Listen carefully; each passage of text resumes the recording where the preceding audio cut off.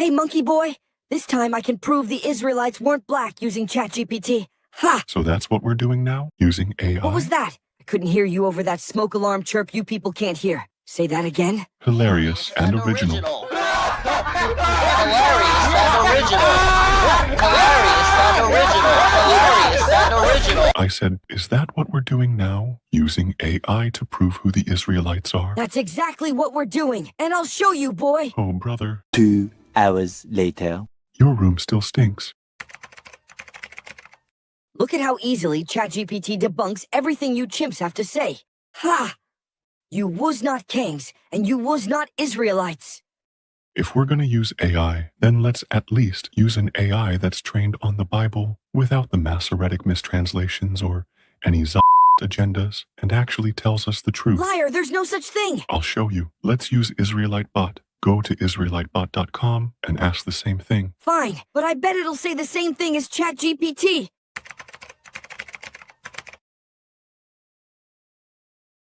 No! No! You see? I told you. No! And it shows biblical proof. No! This is preposterous. I hate this website. It's all wrong. Stop crying. Your website sucks.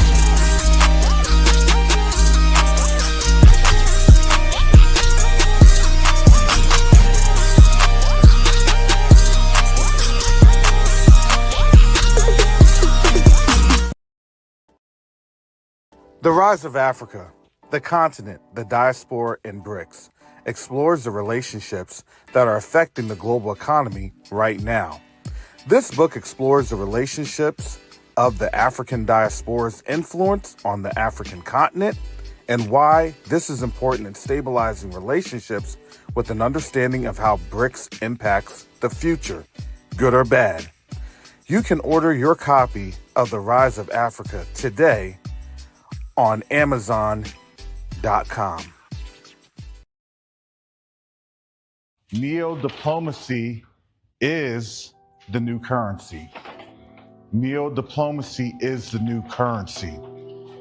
The reason that I can say that is you have a couple of different factors occurring right now as we speak on the world stage.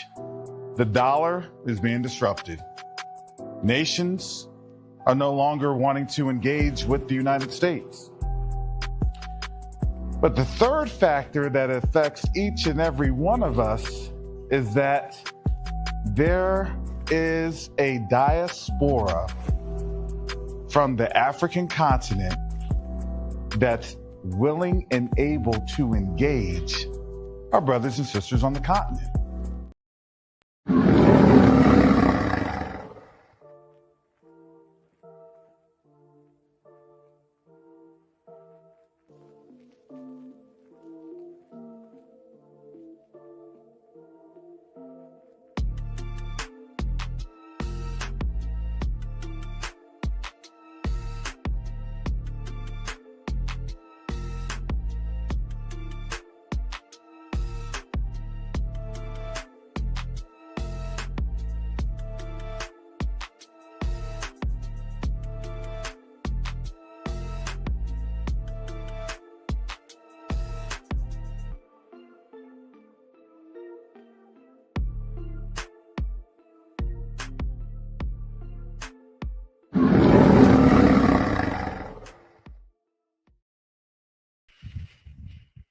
Shalom, Salama, Siemi, Shalom. Greetings to all of my Israelite brothers and sisters from around the world, whether you're of the bloodline of Abraham, Isaac, and Jacob, the house of Israel, or you're a Gentile grafted into the house under the blood of Yahushua HaMashiach.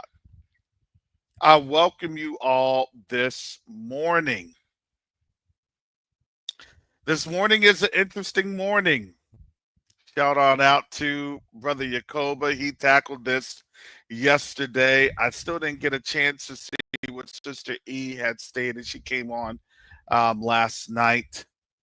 I know that there's always differing opinions on both sides, even within the space, whether you are African diaspora, whether you are African American, whether you are FBA, ADOS, things of that nature. Understand, I was back in 2021, 2022, I was big on that. I'm FBA, ADOS. Yeah, I'm a descendant of slavery. My ancestors had worked the fields in South Carolina, Georgia, North Carolina, Virginia, even in parts of Maryland.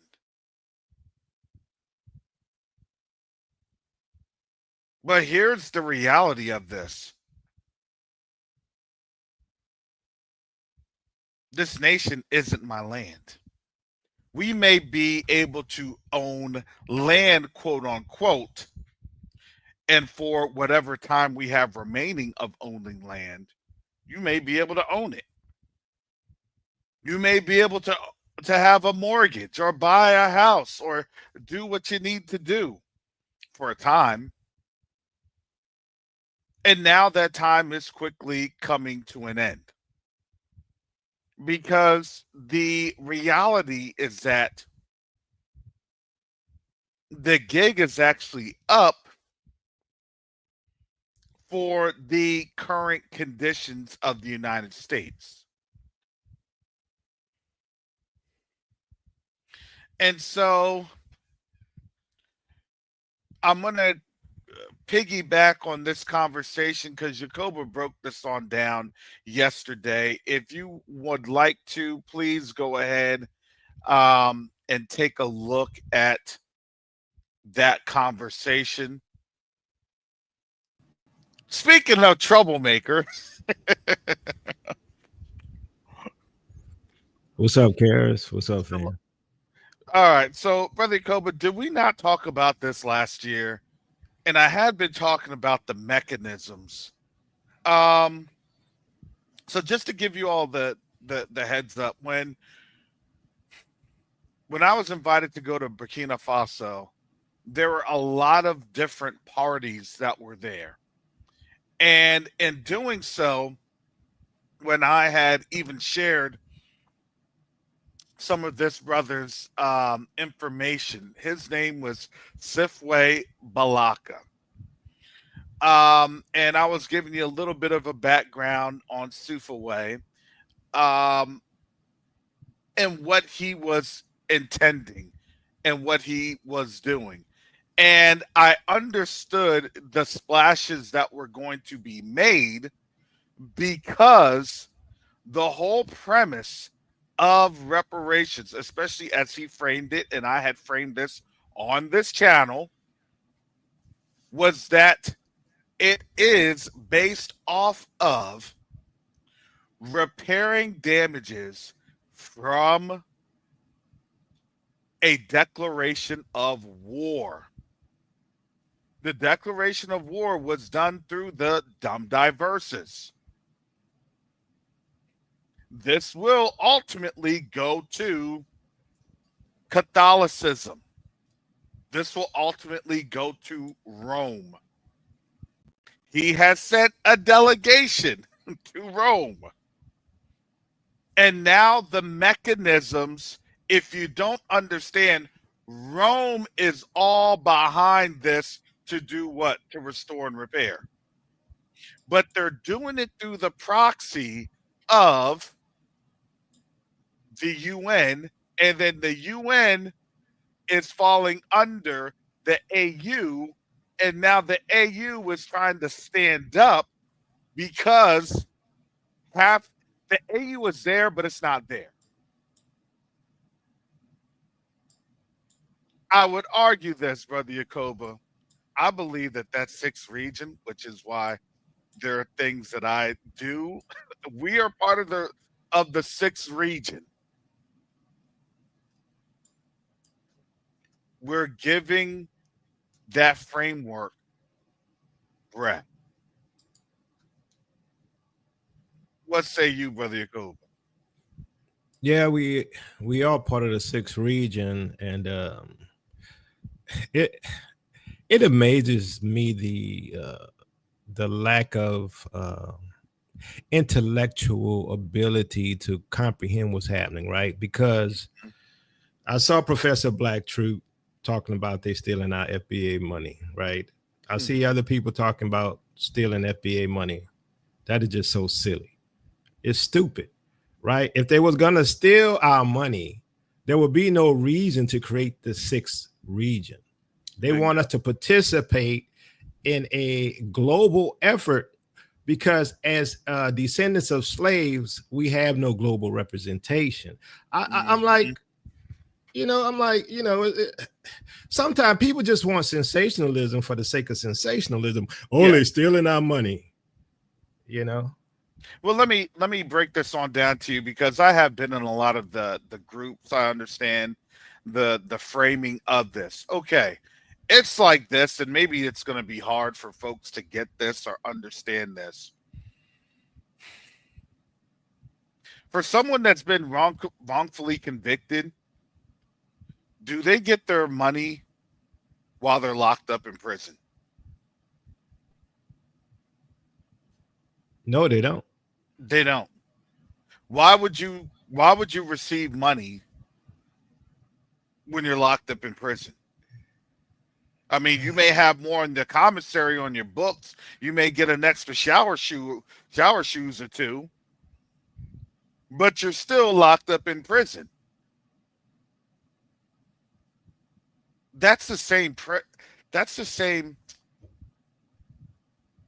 paradigm that we're looking at. You cannot, in good conscience, be able to support a people that's literally still under the yoke of oppression. Say that again, Brother Karen, because people just don't seem to get it, right? Yeah. You cannot, in good conscience, provide any type of monetary rewards, awards, or anything else when you're still under the yoke of oppression, because that funds, it doesn't go to you. Thank you. It will not go to you. It will literally go to the system, and the system will say, thank you. All right, now y'all niggas go over there. But I thought we were going to get our money. You thought wrong. And you know what else get me, Brother Karens? It's like people talking about, well, the Africans gonna steal this, the Africans gonna steal that. Okay, but you know this is a move of the Most High, right? Mm-hmm. We've been teaching this thing for over 10 years. And Karen, you and I've been talking about this for a few years behind the scenes about what's happening, right? So I'm on the phone with my brother over on the continent, You cannot believe all the things that we are doing. I think Red kind of gave you a little bit of a hint behind the scenes. But we're formalizing a lot of things. I'm telling you, that container going over to the continent, doors flew wide open. They've flown right open. And the amount of things that we're doing, I can't share that with you all. Especially while we're in prison. Get out of here.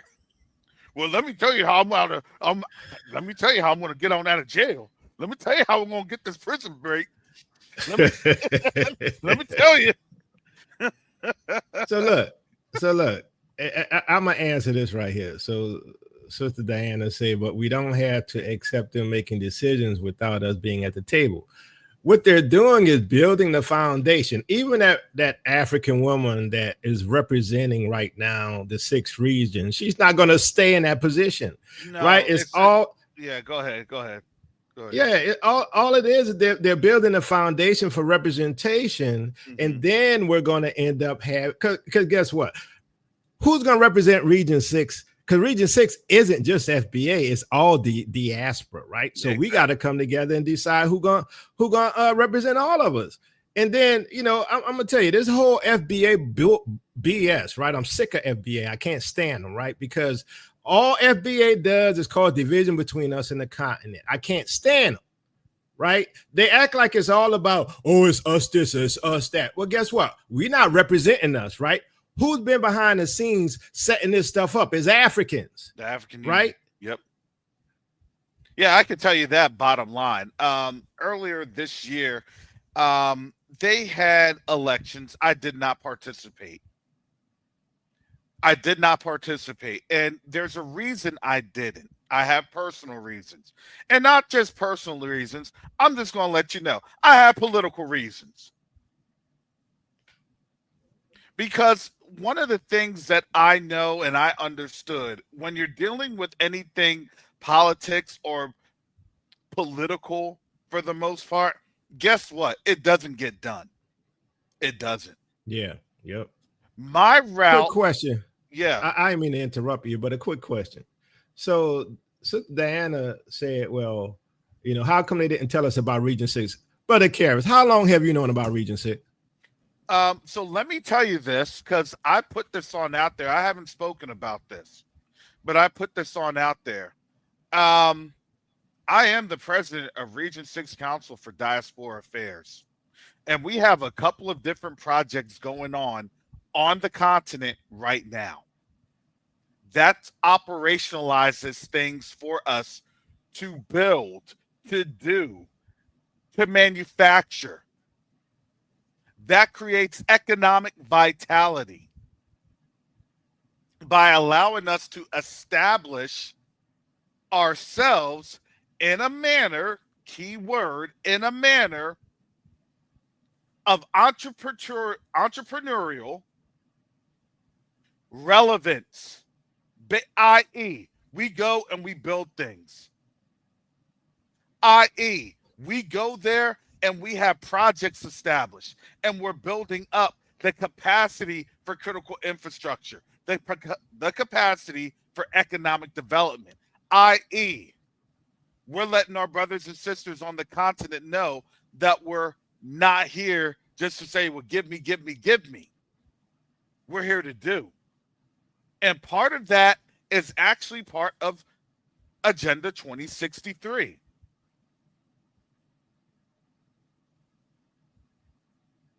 That's what we are setting the stage for.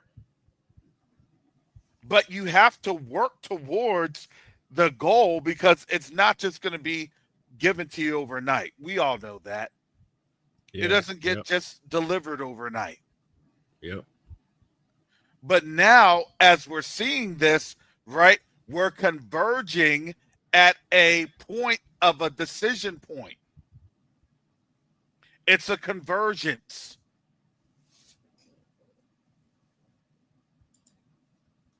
So, what I do is something different than all of the other ones that are on out there. This isn't a political thing. No. This is about getting things done. It's about economic movement. It's about economic resiliency.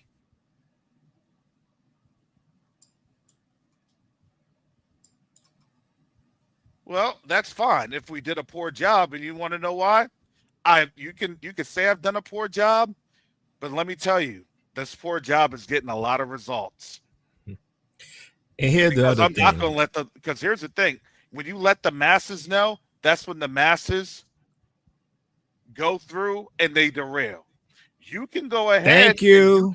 And you can sign up at QTUA for the charity portion. I go about QTUA all the time. All the time.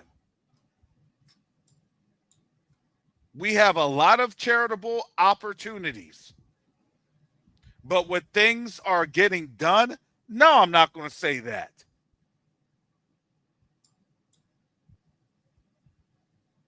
Because why? Because we always self-sabotage. Plain and simple. Yep. So the time that I've been in the background with getting things done, making these phone calls, things are moving. I've been on these phone calls with representatives that are trying to do what they need to do with ECOSOC, which is part of the development of the 6th region.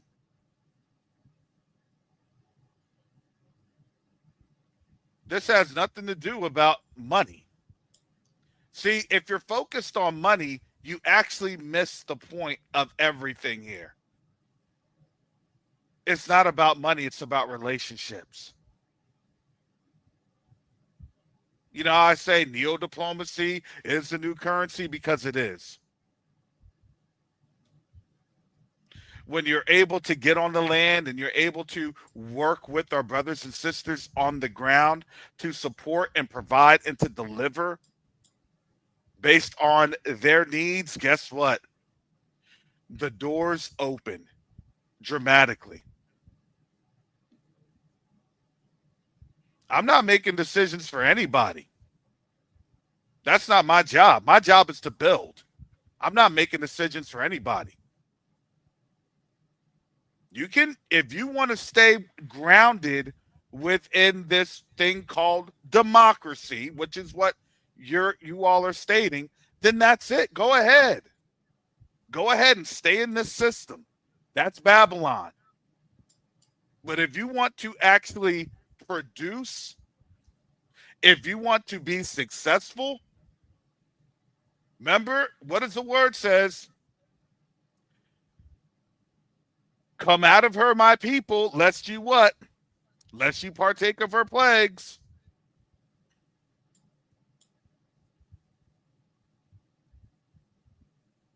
I'm not here to give you all nice speeches about what I think I'll be able to do, what I think I'll be able to provide. Those days are done.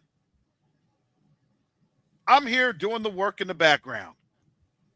And when the work is ready to be revealed, it will be revealed all in good time, all in due time.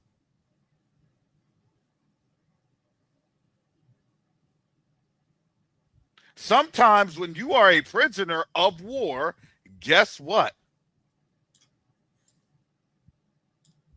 As a prisoner, you may not want to know what's going on when you have a hostage rescue operation being planned out.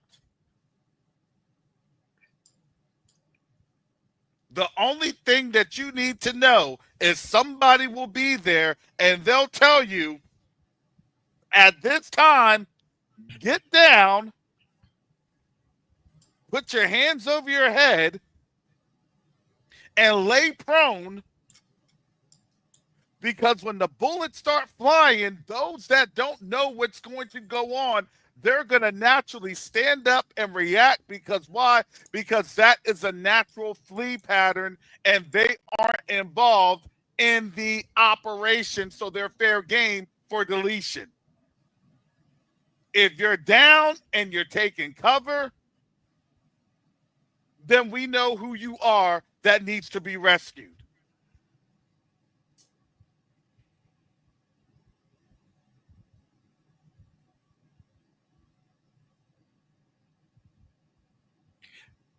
So here's the thing.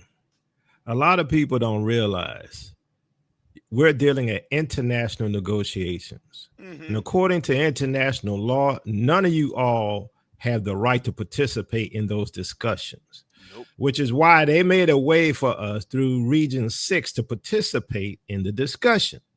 So y'all say, well, why didn't they let us know? Why didn't they fill us in? Because some of y'all are nothing but agents and you will cause trouble. It's best for you to learn when everything is set up and the foundation is built and the walls are put up and the roof is on the house and the gates are put up so that everything can move. Because guess what? When you get a bunch of us together, ain't nothing gonna move. Y'all know it. What they say, we like crabs in a barrel. We can't get nothing together. Can't get nothing. If they told us, what would have happened if they told everybody, hey, you know, we're planning on negotiating reparations? Well, I'm FBA. I want to negotiate my own reparations. I want to stand up and tell them I want $10 million a piece instead of $5 million a piece. Nothing would ever get done. See, this is what happens. Y'all don't understand that international politics, international law as well. You do know we are in a world government. It's just loosely formed. We are run by international law, but the international laws control the countries and international commerce and communications and treaties. This is what y'all don't know. Y'all think y'all have rights. You don't have no rights. We're managed. We're managed. And now that you have the African Union negotiating on our behalf, y'all got a problem with it because it ain't FBA at the table. Personally, I don't want FBA at the table. I think they're full of crap. I have no respect for FBA. None. All they do is anti-Africa this, anti-Africa that. Did I call you an agent, Diana? You didn't hear me call you an agent, did I? Now, if you FBA, maybe you are an agent. I didn't call you that. You came up with that yourself. You didn't hear that out my mouth. See, you feel some kind of way because you don't know what you're talking about. I'm sorry, Karis. I had to go off. Well, thank you, Brother Yakoba. But, you know, I try to be a little bit more sensitive, especially to our people's concerns. And honestly, I'm in that boat where no, I don't really like having others negotiate on my behalf. I don't. So a lot of you all's comments, I feel what you're saying. I get what you're saying. But I'm not just going to sit there and be like, well, I'm just going to get mad because somebody's negotiating on my behalf. But here's the thing. They're not negotiating on our behalf right now. What they're doing not right now. Building the infrastructure. Yeah. And that's what I'm saying. People are making things up. And that's why I'm a little perturbed, because I see all of these lies that and misunderstandings being spread. I'm like, you know, and here's the thing. Like I always say, this is the difference between me and other people. I do my own research. I try to find out what they're talking about, what's happening, what's the truth of the matter, while everybody else go off of feelings and the latest news clip, right? And y'all could call me arrogant all you want. No, what I am is I like truth, and the whole thing. Look, it's about the division. We ain't gonna never get together. We ain't gonna never get the reparations. We ain't gonna never get out of here because it's always the Africans this, or it's always that, right? And I'm like, that's our family over there. I hope y'all know that. Some of y'all think we Native American Indians, and I think that's the biggest problem right there. That is right. But my whole thing is, look, the Bible says the two sticks gonna come together, but y'all keep wanting to keep the two sticks apart. That's what ticks me off. Like I said, you could call it arrogance all you want. Personally, like I said on my show yesterday, I degav. I really don't care, right? Because we are at the time of not only reparations, but major global turmoil. Do you not hear what's happening with the earthquakes and with the floods and everything that's happening in this nation under judgment, the plagues that's being released? Y'all don't hear a lot about that, right? Y'all hear about Trump. Y'all hear about the Epstein files, right? Y'all don't understand that we are at the point where all of this changes. Is going to change. And I'm going to tell you this, Dave, you could kiss my ass. My delivery sucks. Who cares if my delivery sucks? Is it true? It's a troublemaker. I told you. Is it true? That's the question. You could KMA because I don't care. Is it the truth? That's the question. I don't have to be all tactful and everything, right? My whole point is our community has been dealing with lies for so long, right? From the Native American Indian, the Mormons. This is our homeland. We not African. I'm like, don't y'all get frustrated with it? I mean, regardless of my attitude, whether it sucks, you've been listening to me for how long? You ought to be used to it. Well, you know, and let me tell you, I've actually been talking about this for well over a year now. We've explained it. The only thing that I've doing and saying that's different is we got to work on coming together with our people on the continent.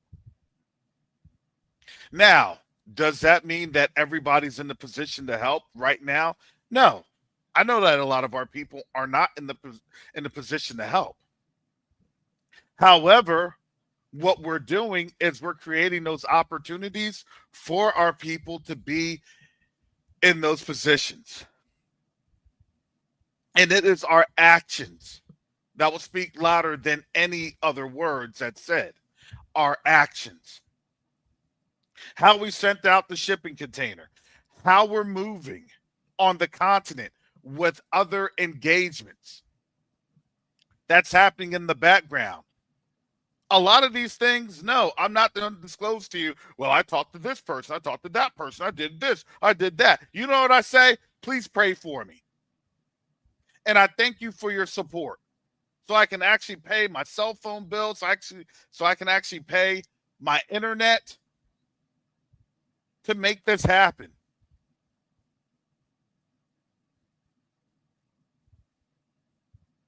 This is what's going on. And yes, it's so divisive because you want to know why.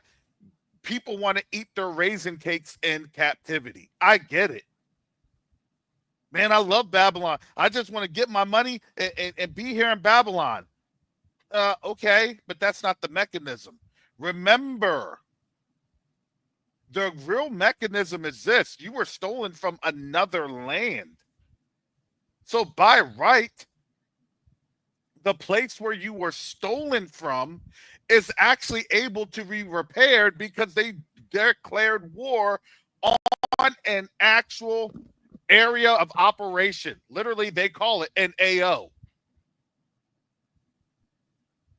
When you break it up into campaigns, they call it areas of responsibilities, AORs.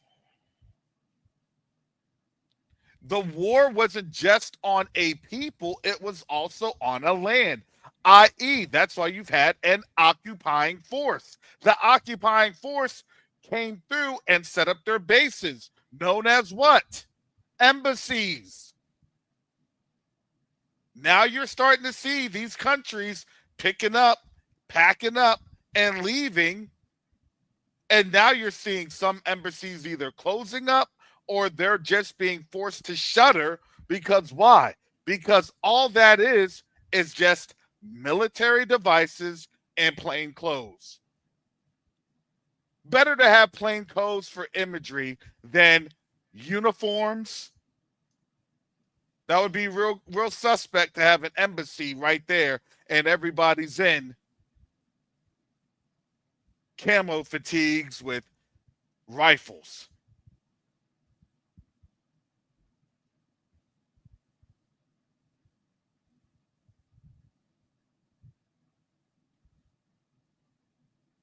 So now understand this is the situation and the framework that they're going with. The framework. Again, the framework.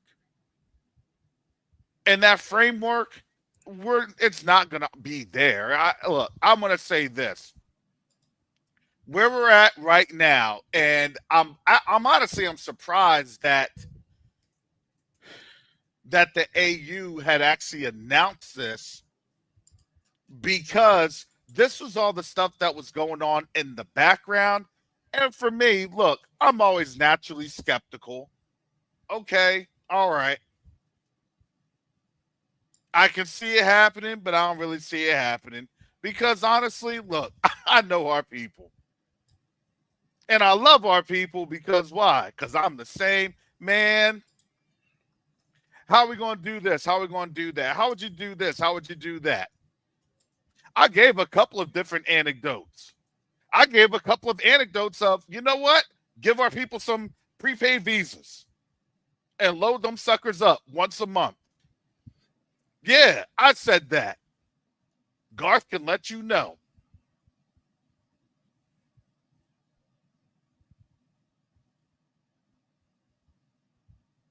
Now, what that amount would be, I don't know what that amount would be. I said, you know what, give them about 100 or make it 1,000 a month. Just enough to make just to pay a few bills. But it's not something that's just going to be, oh, I'm going to live off of this for the rest of my life. No, it's something to say, look, this is a care package. Look, finally put money on our books. You know what I'm saying? Dude, you know we in jail. Finally put money on our books. Dang. That's how I get down. Those are my conversations.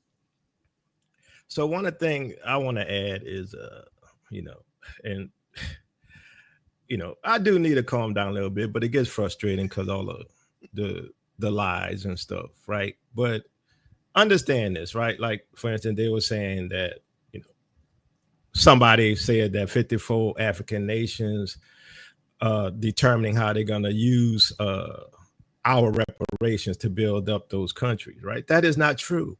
That is not true. And the thing that they fail to realize is that I would ask, where's that sourced out of? Because a lot of things, people say, and there's no source. Well, they said from their website. Now, I went through their website yesterday. Now, the reparations, right? You got two different things happening. You got reparations for Africa itself, right? Yes. And reparations for the diaspora. Mm-hmm. And so, you got to understand that some of the allocations for those nations that they're talking about is restitution for what they've done to those countries. It doesn't have to do with what we're supposed to get. And see, that's what I'm trying to get y'all to understand. A lot of people say stuff and they don't research it, right? And that's, I guess for me, it gets on my nerves, right? It's sort of a pet peeve because it happens all the time. Ever since, I started teaching on YouTube, we've been dealing with half truths, lies, misunderstandings, and ignorance, right? And so, they got to understand that, when it talks about land restitution, right? Land restitution is about like places like South Africa, right? When they had their land stolen, Zimbabwe had their land stolen. All of the reparations talk isn't just for the diaspora. Some of it is CARICOM, some of it is Africa, some of it is the diaspora. And that's why they pulled all this together under, under the AU, with us being represented by the 6th region. And I'm like, it is clear if you do the research, right? Here's the thing. Once you allow the misunderstanding to start, right, it continues. Now, I personally believe a lot, and I'm not calling nobody an agent, Diana. I'm just want to let you know. But there are agents among us that is there to cause division so that we can never unite, right? So that's what they've always done to us, right? They cause conflict. We end up fighting amongst ourselves, and who gets the power is them, right? Yeah, because then they'll say, well, don't worry, because these Negroes can't get it right. Let's just make sure that we're holding this for you all, like the Freedmen's Bank. Remember all that stuff back in the day, all of these different provisions that was quote unquote forced. Look, to this day, I haven't seen 40 Acres and a Mule. Has anybody? Only in the movies. Only, you know what I'm saying? But I mean, think about all these different provisions that they had claimed that quote unquote was for us. That's the whole reality that we're looking at. And no, the sixth region is actually the African Diasporan region, not just FBAs or ADOS. That's everybody involved in the transatlantic slave trade. And it was also the trans-Saharan slave trade too. Yeah. So if you want to be technical, do not forget about our brothers and sisters over in the Middle East that's still in a much worse position than we are. And here's the thing, the FBA concentrating on the United States. Do you not know all of the diaspora has a claim to all of these Western nations, not just the U.S.? Yeah. Do y'all know that? Yep.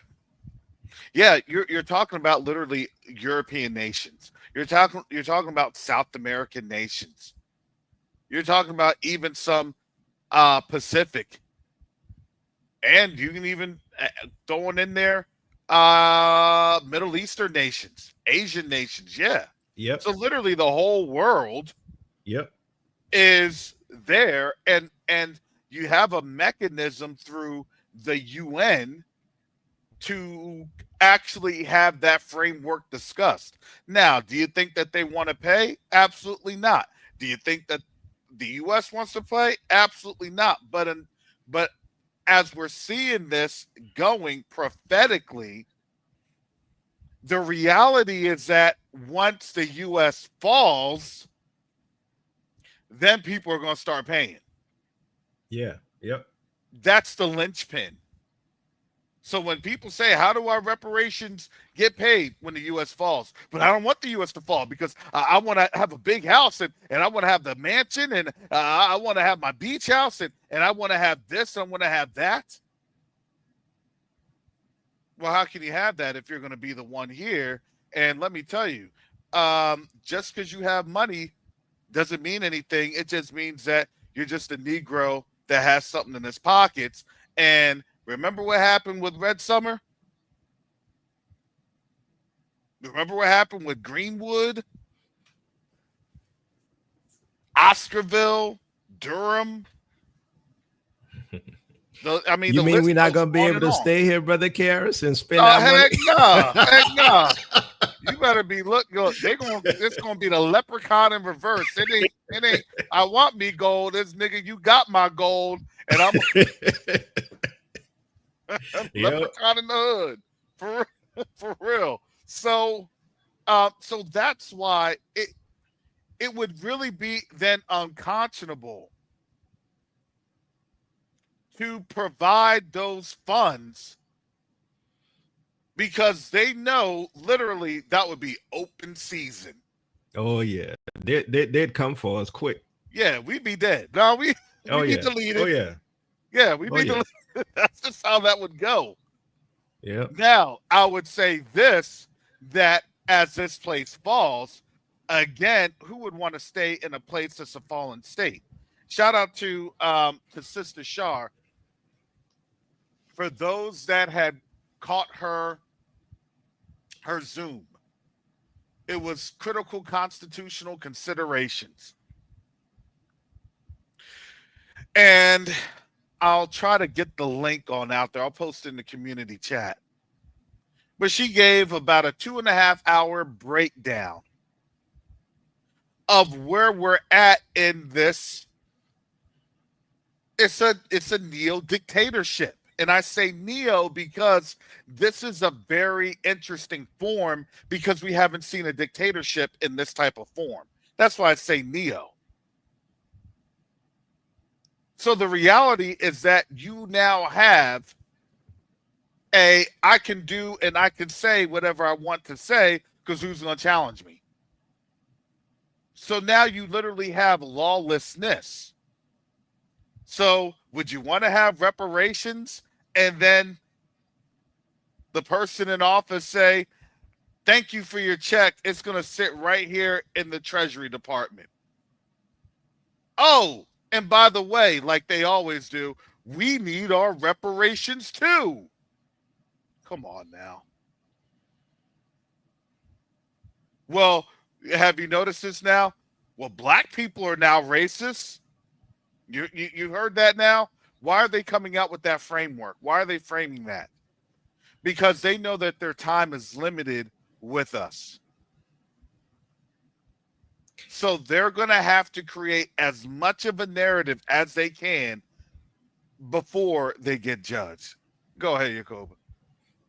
And if you look at what's happening, like I mentioned on my show about even the whole movement with Native Americans, right? Aboriginals to this land. You know that's going to remove your claim to your reparations, don't you? You see how slick they are? Soon as you start claiming to be a Native American, Indian, Cherokee, guess what? You have no claims to reparations. Come on. At least not from that. You're gonna have to go through the reparations that the Native American Indians got. You see, and so when you look at what's happening, right? There's a chess game that is so complex that's being played. And you know, what I see happening is like, even when you look at what Trump is doing, right? What we're seeing is the Anglo-Saxons, right? Because Trump is a German, right? You see the Anglo-Saxons, they are against reparations and restoration, right? And so they're going to be fighting tooth and nail. But then you have the United Nations, which just so happens, and we know it's a global New World Order entity, and in the end, it's controlled by Satan. But guess what? What you do see is that the UN is on our side for a change to get restoration. Not just, verbal apologies, but monetary, land, goods that they stole, the skeletons, the artwork. That's what they're saying in their documentation. And that's what our people don't get is that, I'm watching this from a prophetic viewpoint, right? Because like I told y'all, remember I told y'all, I said, you don't understand how it's going to play out in the end. We only see through a glass darkly. And remember, Karis and I had the conversation about the United Nations getting involved, right? Before we even knew all this. Why? Mm-hmm. Because you have to deal with moving all of those people and all of those goods and all of that logistics wise, right? You have to be able to manage that. There's only one institution besides the U.S. to really do that, and that's the UN. I'm going to tell you this. When you get hungry, when you get hungry, you ain't going to be staying up in your house when you know that you can eat somewhere else for free.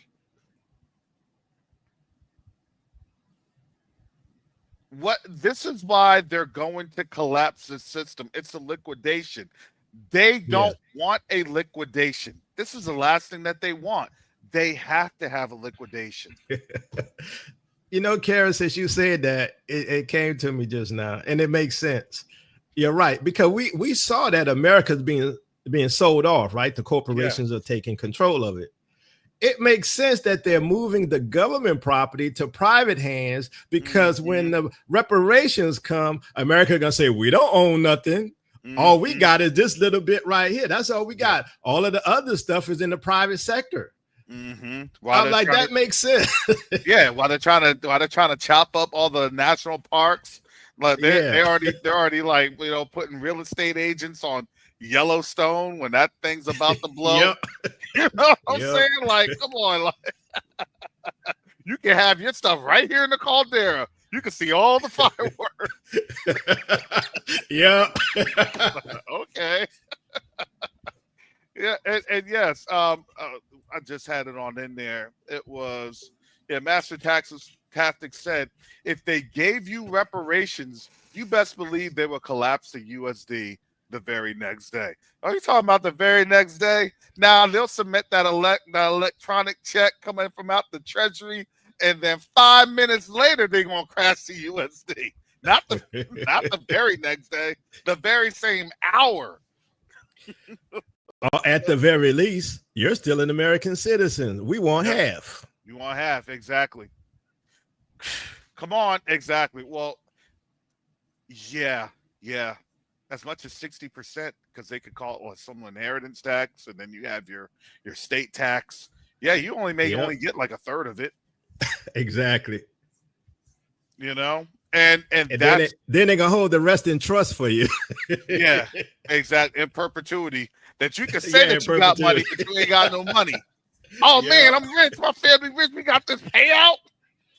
Well, can't you? But it's like a Roth IRA. That's what the accountant said. And I gotta wait about 500 to 600 years, maybe. Yeah. They're gonna have on the book that the U.S. government owes the Negroes $1 trillion that you'll never see. You'll never see. Yeah, we've got 100 trillion. Yeah. Oh my goodness. But that's why the nations are doing all this. And understand, if you are a BRICS nation, what are you doing? You're ducking out. Because if you're staying here within the SWIFT, or it's still being assigned to Western nations, that's where this war is coming. That's where this war is coming. They're now telling you the mechanisms to war, because why? It was all about us. Do not get that twisted. hey, you know you're going to have to pay. I'm not going to pay a dime. You will pay. And when you pay, you will be a sacrificial offering. Why? Do you think that these folks, it's a scapegoat? Now you're just seeing how the scapegoat is literally getting set up. We weren't seeing that before because it wasn't there in the background. It hadn't been pushed to the foreground. We were talking about this last year.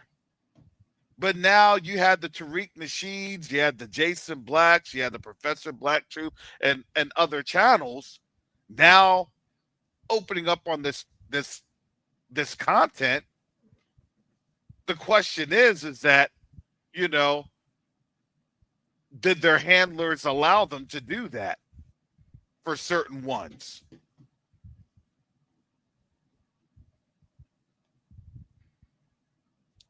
So understand, we are a very minority voice over here within the Hebrew community.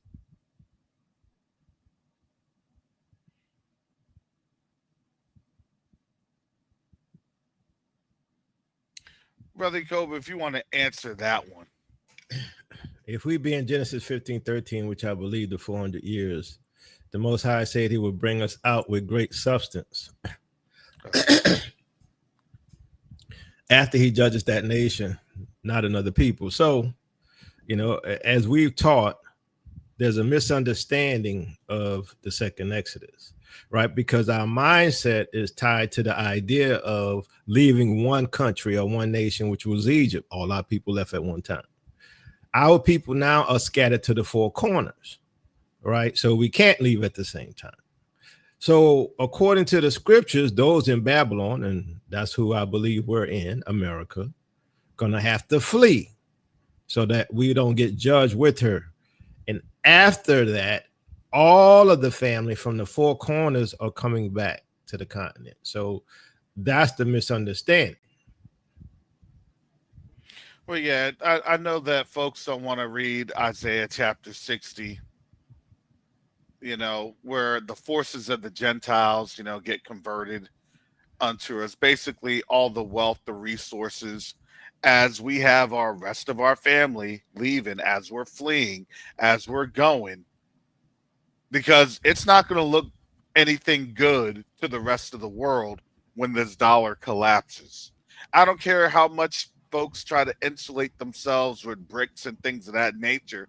You have to understand this is a massive worldwide tragedy that will be unfolding for the rest of the world.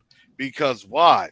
Because even with bricks, if you understand the nature of bricks, yes, you can do things within your own country, your own currency, but Russia and China still heavily rely on the resources of Africa. Don't get that twisted.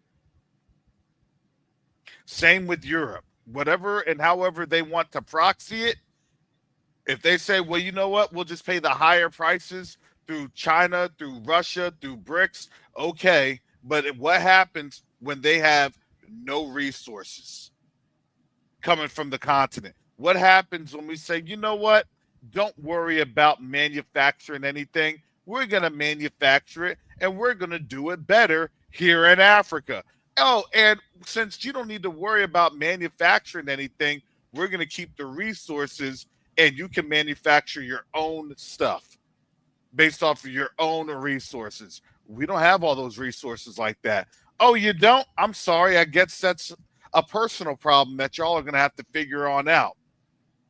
Do you want to know what that's going to do to the rest of the global economy? It will literally crash it. People are going to be hungry. People are going to be getting deleted. It's going to be a famine like the world has never seen. Because why? Because there are some Negroes that done came back to the continent and said, no, put that down. But I need to get these resources over on the ship. No. Put that down. Put that down. Let's talk about this. Sit down. Stop.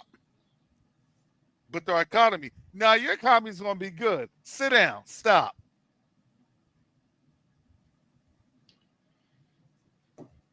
Has anybody ever thought about that? Has anybody ever thought about how scared they would be if we said,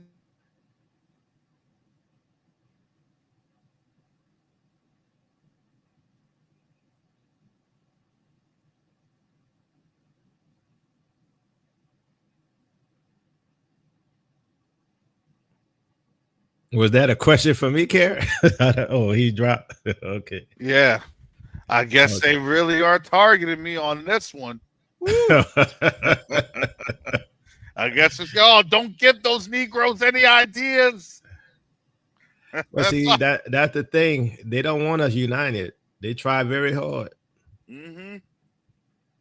Yeah, because if we're understanding their framework, well, there's not a lot of things that I would put on YouTube. Sorry. But what I would do is work together with our brothers and sisters on the continent, get things moving under critical infrastructure and economic development, have things prepared so our people would then be able to build up the tabernacles of what? Of David, just like what the scripture says.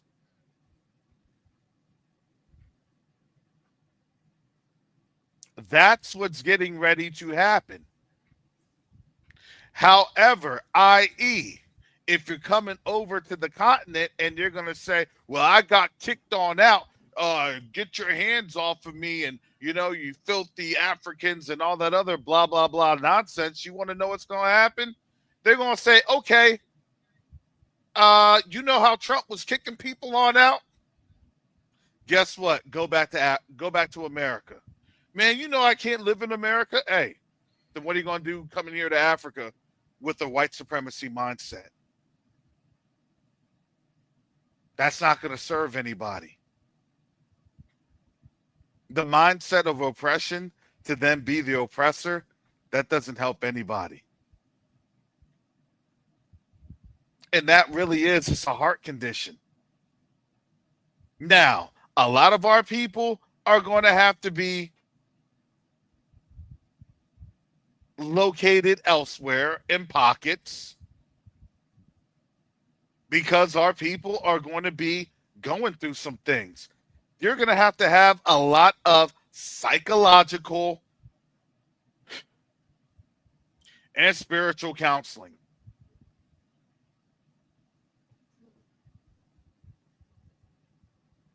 A lot of our people, man, we had our hopes, our dreams, our careers, our retirements, our livelihoods, all of that here. Do you know how hard that is? Yep. You know, look, we laughed at them when they were self-deleting themselves, you know, in these economic downturns. Do you know that we've been talking about this economic downturn for the last, 8-9 years? Hey, Jacoby, you've been talking about it longer than that. So imagine that when we see that downturn happening, and guess what? They don't have anywhere to go. Do you all realize that, right? They have nowhere to go. Yep. They won't go to Europe. They're not going to go to Africa because why? Because you're going to have probably folks from Africa of European descent going back to Europe. How does that work? The only thing that I could see working is a lot of folks just picking up and heading for the Siberia. That, for real, the only one that has land and land mass that would be kind of workable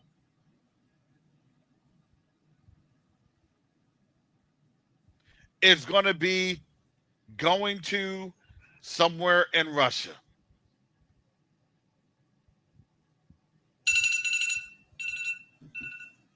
So that's the concern that they have.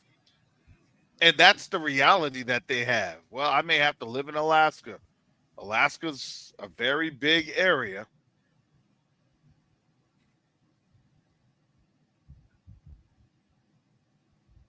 Yeah, young brew. Yeah, Europeans don't really like white Americans. Yep. That's going to be the situation. Look, I can't tell you um, who gets what. That hasn't been decided. Everything is now a framework. Everything's a framework.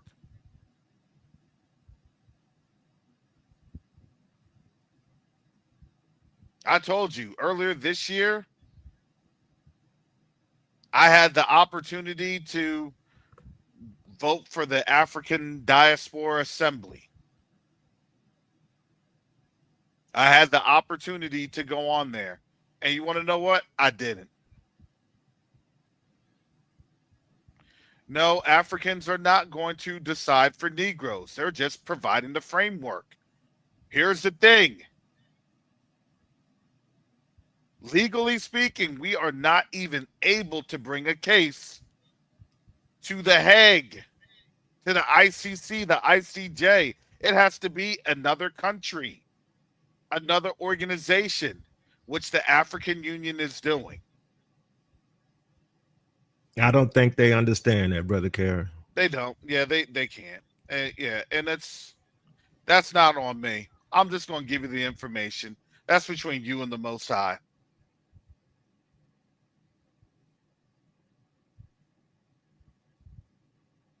But when you get the opportunity to leave, which everybody will have the opportunity to leave,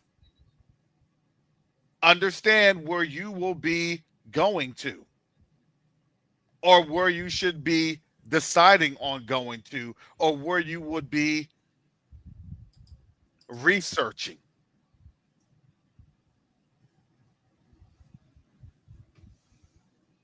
So the reality is that we're all prisoners of war.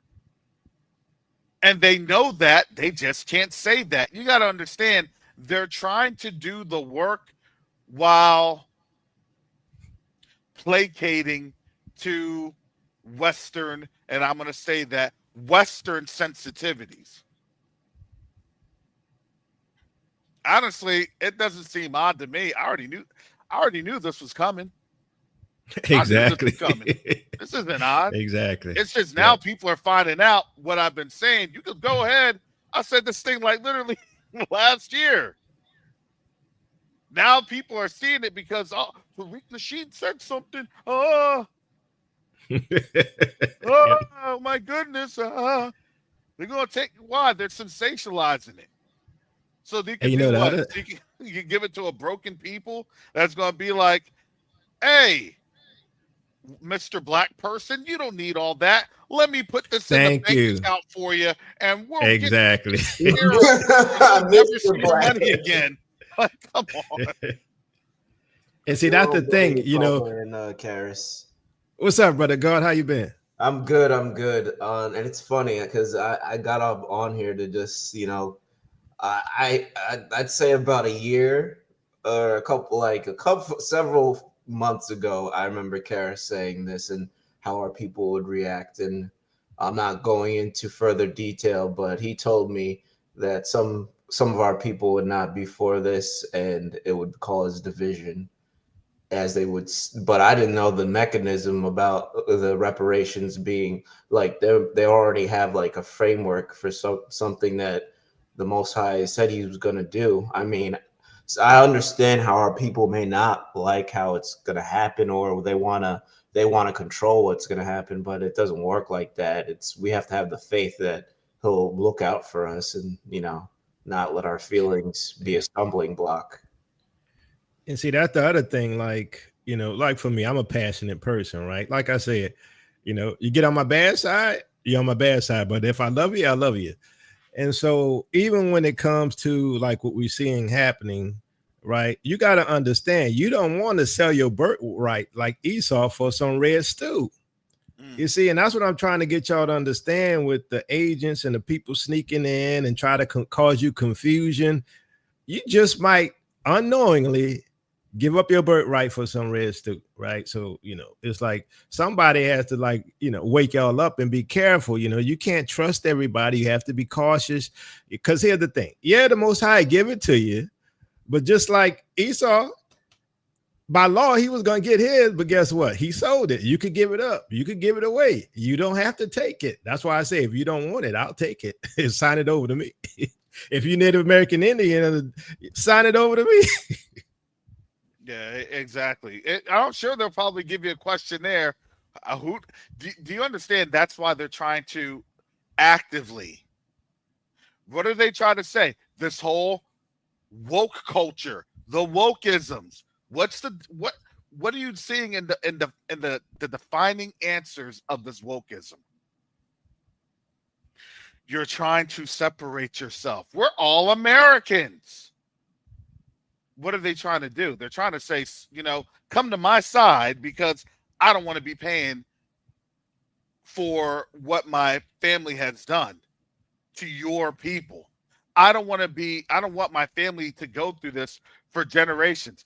They understand what things and how things happen to them on a multi-generational level. Unfortunately for us, we're more of the here and now and present. And that is just because of the survivalism that we have here in the United States. Because why? Because we've been so kicked down that all we're trying to do is survive and not necessarily plan for the future. And they know that. White folks, they plan for the future. They plan for the generations, not just after them. They plan for their children's children's children's children. They understand the legacy. They understand the legacy. We're beginning to understand that legacy, because it's not just for us, it's the legacy of where that will go towards the end. And honestly, the reality is that this is Bible. This is, you're going to return to your land. And here's the thing, and nobody's going to stop you. Why is that? Because you're going to have the UN coming through with mechanisms to do what? To get the hostages out. Yep. So people say, well, we don't need other people. Okay, that's fine, but then explain scripture. They hate scripture. They hate this word. Can you explain Isaiah? Can you explain Jeremiah? Can you explain Obadiah? Can you explain how these folks are going to literally be taking us back? And it's not that they don't hate. It's not. Look, it's just this. They hate the Most High. That's just it. That's it. And I say this. That's the discussion between you and the Most High. Father, I want to stay in Babylon. Oh, if he'll let you have the desires of your heart, you'll stay here in your parish. Because why? Because I'm going to tell you this. You only have one chance. You only have one chance. Do you think that people are going to say, we're going to double back, and you know what? In another 2 weeks, if things start looking really bad, we'll come back and get you? Absolutely not. Because the way I see it, it is going to be a military operation. I've said that for years. When people said, I've had dreams about blue hats and blue helmets. Yeah, the UN's going to be coming on in here on the what? In the auspices of the African Union. Yeah, I mean, how else is it going to happen? Because they're planning to literally in a couple months, no, not even a couple months, like a month and a half, deport a lot of us or just take some of us out of this country. I don't know how people don't see that, how they're just literally going to, get rid of whatever civil liberties you think you have. And, they're just going to kidnap people like they have been doing and have been getting away with for the past 400 years. And you think that there isn't going to be a moral ground to stand on either side to stop it and to, you know, judge this nation, how else would that happen? I mean, Well, I'm going to say this. I believe, you know, as we're looking at this whole thing um, with these deportations and things of that nature, the deportations are being done to obviously target certain people. It is up to a time. And I say this up to a time because at that time, I believe that then the U.S. is going to have a door shut policy that's already going on now with people still not wanting to come to the United States. So now when you're in quote unquote a war or a conflict or an open war, isn't it funny that all of a sudden China and Russia are going to be meeting up September 3rd? Remember the last time that Putin went to China? Back in February of 2024. during the Winter Olympics, they invaded Ukraine like a week later. And then they invaded Ukraine the week later. Absolutely. So the question that we all have to say is, then what do you think is going to happen? I always said this. I believe that they're going not just off the script, but I believe they're going off the time frames of what is allowed to go. Same with what we're dealing with. Okay, Father, is this going to happen? Father, is this going to happen? Father, is this going to happen? And then I have to calm myself and say, I thank you, Father, it's going to happen, but it's going to happen in your time because your time is perfect, because your time has a plan that I can't comprehend or understand. I'm just going to deal with what you have provided for me to deal with. And I know we all want to get the comprehensive. Well, I can't really, leave this and leave that. I need to know everything. Boy, doesn't that sound like our people when Moses had told them to get on out?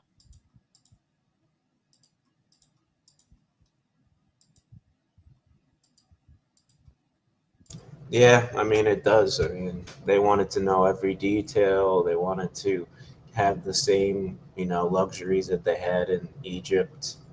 And just because it wasn't happening their way, they, got cut off because of, complaining and bickering.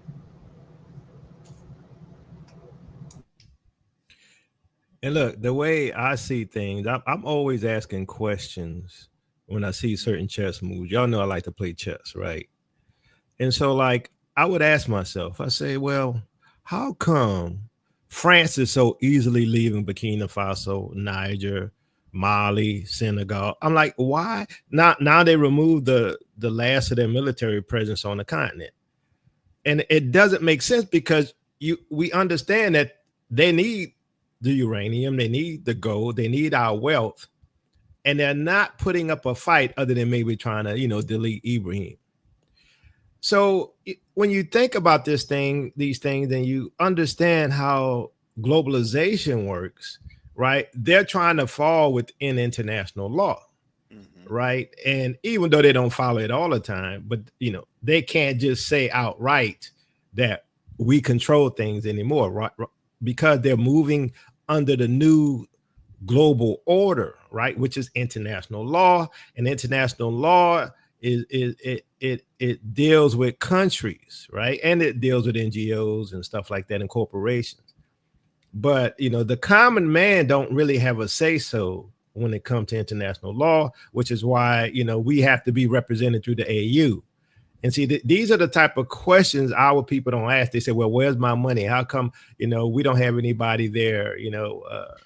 It's the framework, as Brother Kara said, that's been put in place, right? And this is the means that we have in order to get our restitution.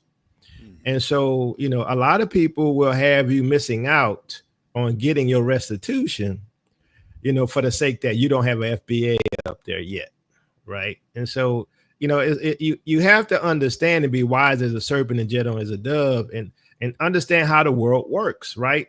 What we think we understand, because we grew up in America and we think we have rights which we don't have anymore, right? Constitution. Now, quote unquote, if you don't know it, you're a global citizen. I hope you know that, right? I mean, I'm not really a global citizen. I'm just, that's how they see us. They see us as global citizens. And so now the power structure is changing and the way things are done is changing. And that's why people don't get it, right? It's sort of like, you know, your grandmother, and your grandmother be like, I don't know why I got to invest in the stock market. I could just take my money and put it under my pillow, right? She'll never get it.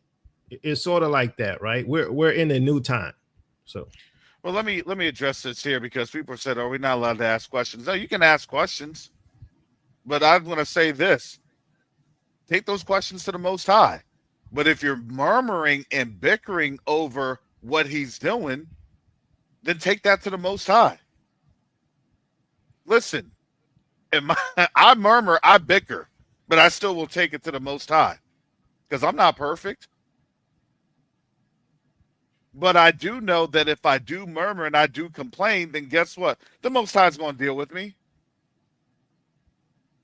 I'm just saying right now, in this time frame, you may not like how you get rescued, but sometimes when people get rescued, they may get shot by accident. I've seen that before.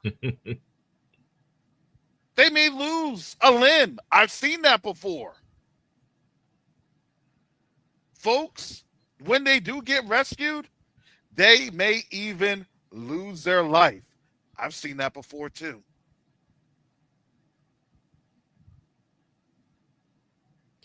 So, Karis, the question was asked, are we global citizens or citizens of Yah's kingdom? Well, I'm going to say this. In the interim right now, technically speaking, with what's been happening right now on paper, because now that paper has always been the paper. And that paper, when you say global or universal, it's Catholicism. I've stretched this way back deep. My thought process is this, is that any type of country that you have that's been established, and when they recognize that establishment of that particular country, it really means that Rome has recognized the principality of that country. That's what I believe.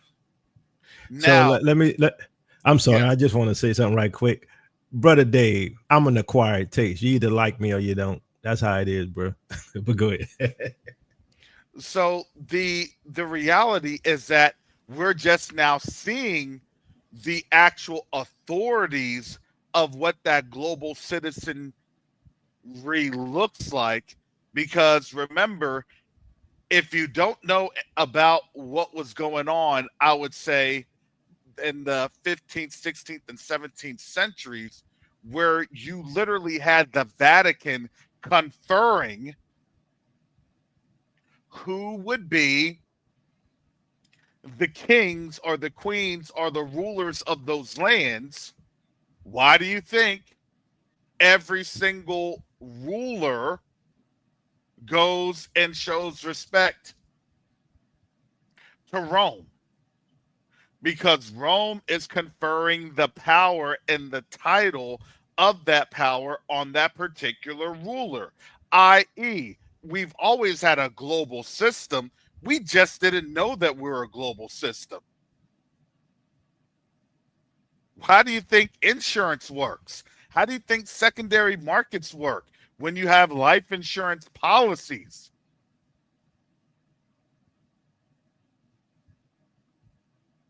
Now these systems are being challenged because now folks are asking the questions and are researching the systems and are seeing, yeah, we've always been a global system, And now you've had a lot of people that are expanding on what it is that we've been under, and now they are re-engineering the holes. When I talked to you all about this last year with Sifaway, that brother got it. And Sifaway, he does not claim Israelite.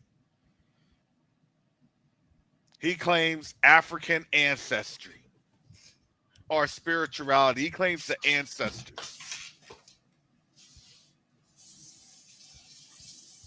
But I'm going to tell you this, as he claims these things, do you not think that the Most High will utilize his people? No, I didn't say asking questions is sensitive. But I'm telling you, if you are just asking to get understanding or you're just asking to be stiff-necked, there's a difference in there.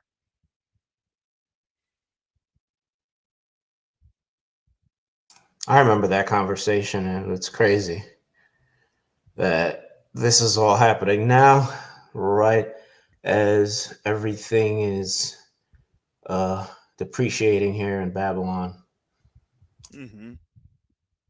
Yeah, because I'm going to tell you, sometimes, you know, if the door has been open and you're still asking questions well, as people are fleeing and people are still asking questions, I'm not going to sit there and have a conversation with you if we need to leave the building because the building's on fire.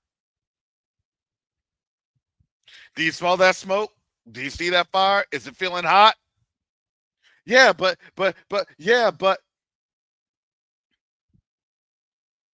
this is a spiritual mechanism.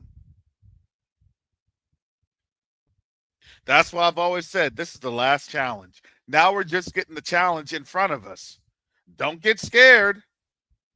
We were made for this generation because why? Are you going to fear or are you going to have faith? That's the substance of things hoped for. Look, I may not know everything. I don't know everything. I know I don't know everything, but I'm hoping for it because the Most High had said and had declared his word. So that's how I'm stepping. That's how I'm trusting. That's how I'm believing. Even if my house gets burned up, as long as I'm still here to praise him and to glorify him, I will make it out and I will be okay. And I will have more than what I had because he is abundant. We're now just starting to realize that this house, i.e. America, is on fire. And it took other people that are not Israelites at all, not Hebrews in this community, that don't claim it, even though it's their bloodline, even though that's their blood, to actually say something. Because why? Because they have no choice but to say something. You know, that's how the Most High does it. Hey, you can ignore until literally the fire is right in front of your face. And now this fire is in front of their face.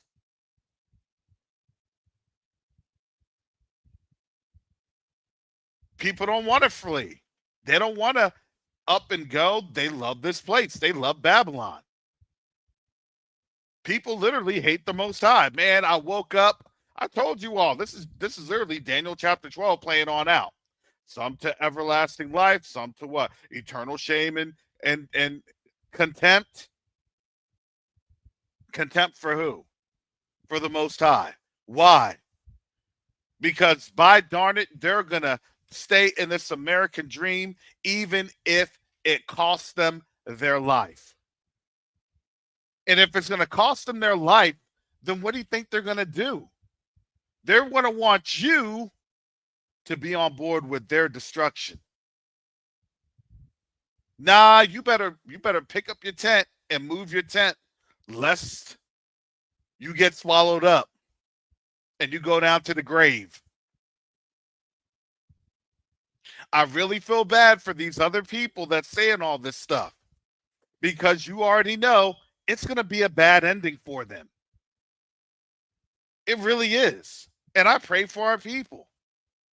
I pray that our people will escape the foolishness, literally, mentally. If not, then they're going to get sucked up.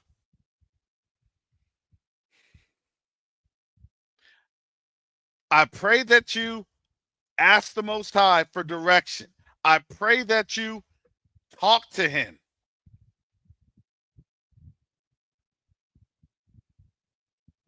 I spoke on this last year.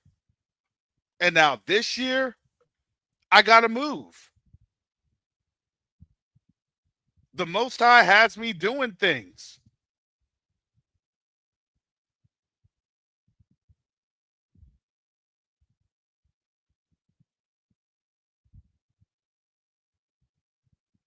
Jacoba, Garth, and many other folks, we have been doing things in the background. It's just interesting how all these things are starting to culminate. Because why? Because that's the way the Most High is moving amongst his people. And yes, we are literally in a fishbowl. Exodus is near, it says, first of all, most Negroes have never traveled outside the U.S., so it's natural for them to be apprehensive of them wanting to move to another country. With that, I'm going to say, Shalom, Brother Doug. I was just waiting. Shalom. Good morning, everybody. I am extremely conscious of my surroundings. Mm-hmm. And yesterday I attended Brother Jacoba's live. And I don't know how well he reads comments. I have questions, naturally. I have cautions. I am not in love with this place. Babylon is not my final destination. Mm-hmm. I will tell you that. I have great faith in Brother Jacoba and Brother Teo and yourself, specifically, to at least provide us with the best information possible to make the best decision that each of us must make. Mm-hmm. Yesterday as well, I attended Sister E's live late at night. And it was the diametric opposite of what I'm hearing from you folks. And both give a lot of food to mentally chew. I have reservations. I have concerns. I'm leaving when Jacoba leaves. I don't care who hears that, who knows it. And that's the truth. That's just how it's going to be for me. I have no attachments here. I am probably the very epitome of what they expected Negroes to be in this country. And so I have no stake or claim in this place. I have no hold here. Nothing, no family, nothing. But if I'm jumping out of the frying pan, I want to avoid the fire. And I see some cautions that I must pay attention to. Now, I know everybody looks at the Essence Award fiasco and sees whomever they call Africans trying to hijack our culture. I didn't look at the Essence Awards before they did that, so I could care less. There's nothing in this country created by Negroes that I wish to hold on to. And I mean that. Not the music, not the culture. All of it is tainted by our being here. And so suffer no loss in leaving. However,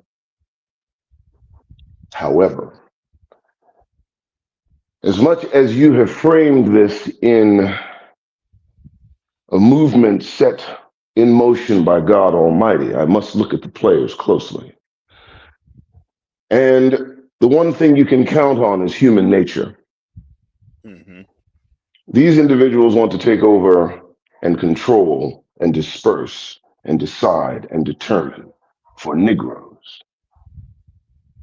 And I don't know how Negro friendly they are. Also, I take particular attention to myself. What are they going to think of me specifically? Because I'm not going to have a smile for them, brother. Mm-hmm. I'm going to be very, very serious with them. And citizenship is no prize. We are citizens of the kingdom. So I'm not looking to be necessarily a citizen of Kenya, a citizen of Nigeria, a citizen of Benin. I don't want to trade one requirement for another. And I have spoken openly about Negro land. Mm-hmm. And if the final destination, if the final thought is that we receive our property, our rightful land, millions of acres absorbed by other countries that took our land when we were sold into slavery by I don't know who. I don't know who. I'm not going to point fingers necessarily, but I'm going to look at everybody with a side eye. And as I said, I'm leaving. First opportunity I get, I'm leaving. But that doesn't mean I'm going to be very cooperative. I'm going to question almost everything. I'm going to inspect everything. I'm going to watch closely who they determine is worthy of what. You see, because the same litmus test used in determining which Negro gets what in this country may very well be used to determine which Negro gets what in that country. Come on now. And I don't want any of us left behind. I think when the time comes, I think all of you will be shocked at just how many Negroes will up and leave and have that faith that you talk about. Mm-hmm. Many will determine to go. It will be a floodgate. In my mind, I see that as happening. There is nothing left here except their destruction, their enslavement, whatever awaits these hillbillies, these Edomites, these heathens. And I say good riddance, goodbye, and I won't look back. But when are they going to start talking to us about what they're going to do with us? That's my question. That's a good question. That's a fair question. I'm going to say this.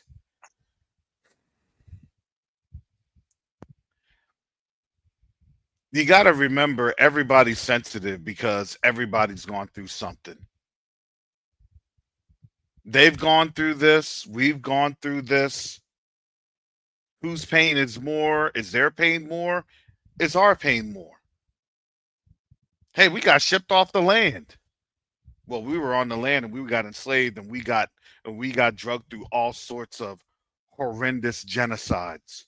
We got tested with all sorts of diseases and pestilence that they created in labs, and they still do to this day under different things from billionaires here in the United States. Yeah, but we get enslaved through being called criminals, and we're back in penitentiaries, and we're this and that, and we have this. Everybody's going to have their own horror stories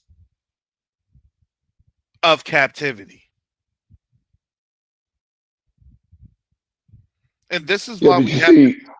Go ahead. I'm sorry. Go ahead. Here's the thing, and I know, I'm trying to be as conscious of where I'm at. You see, the thing is, Karis, is I don't trust them. I don't trust anybody. Here's the thing. I don't trust them to do. I don't trust them to do the right thing. Let me just finish Go here. ahead. I don't trust them to do the right. I don't trust them to do the right thing. I don't trust humans to do the right thing. Mm-hmm. There's an eventuality that happens with human beings, and it seems to all run along the same track. First, everybody's open and welcome and friendly and nice, and all the teeth are showing.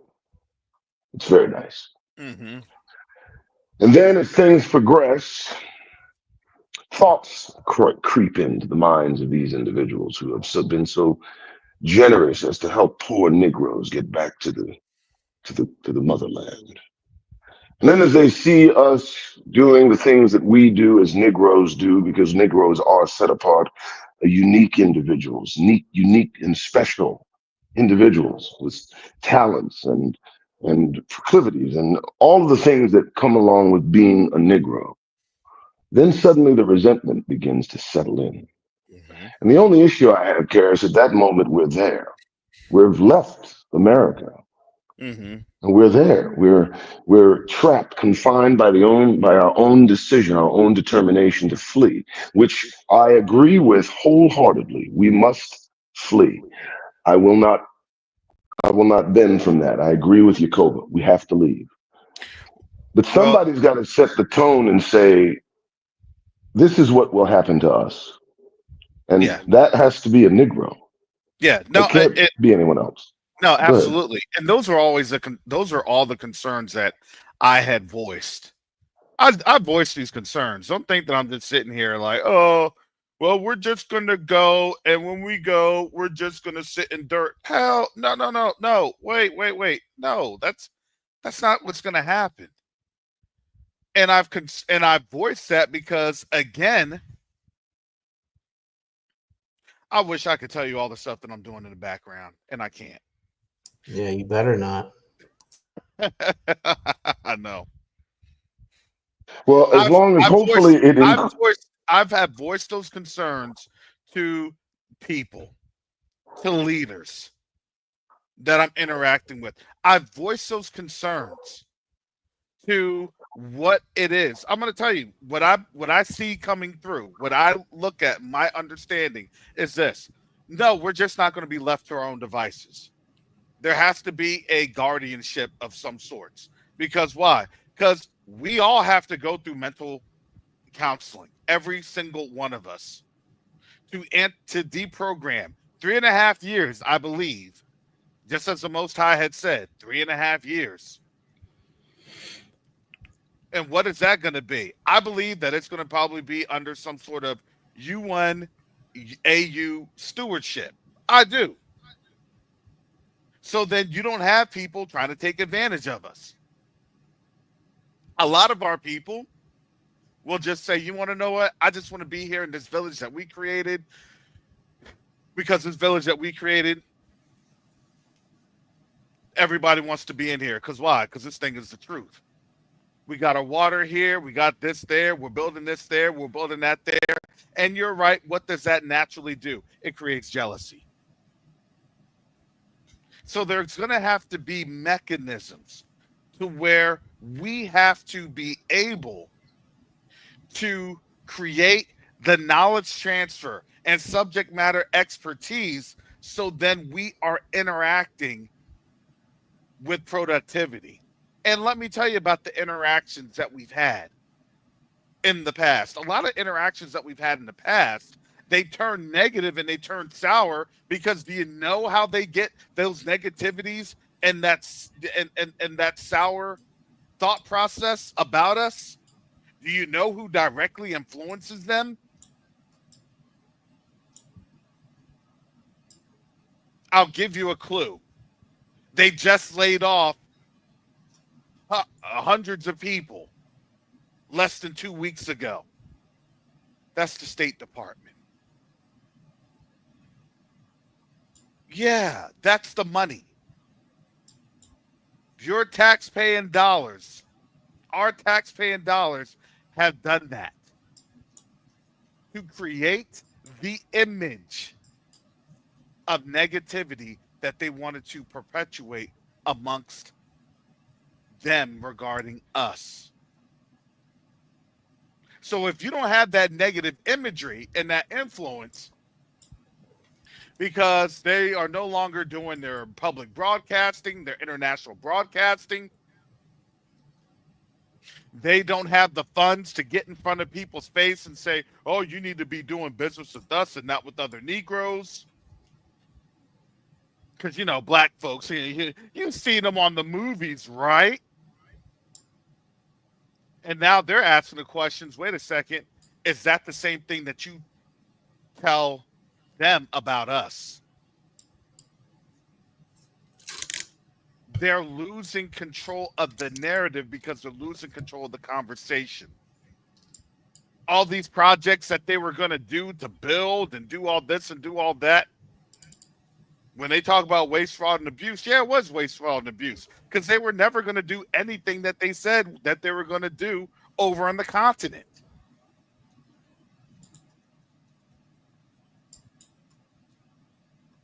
So let me ask you this, Karis. Are you saying that you're putting your faith and confidence in these individuals who here consider us whatever they consider us? I've dealt with Africans. They don't think very much of Negroes. I guess the real question I have, Karis, is, and maybe you can't say, but shouldn't the end result of this be Negro land? Shouldn't the end result of this be, this is our property, this is where we were sold from?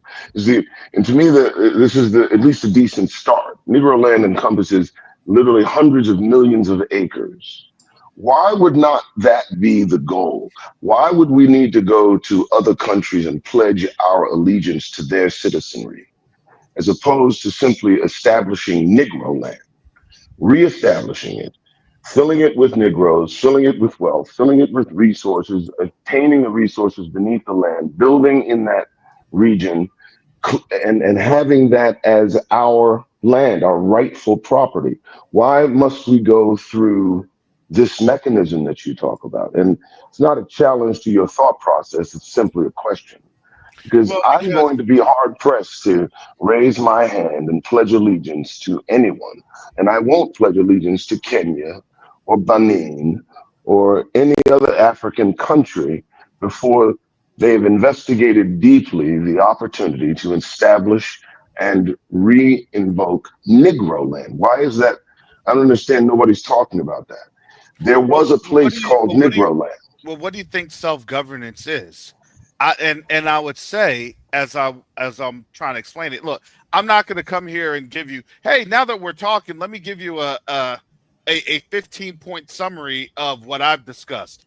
Obviously, we want to have self-determination and self-governance.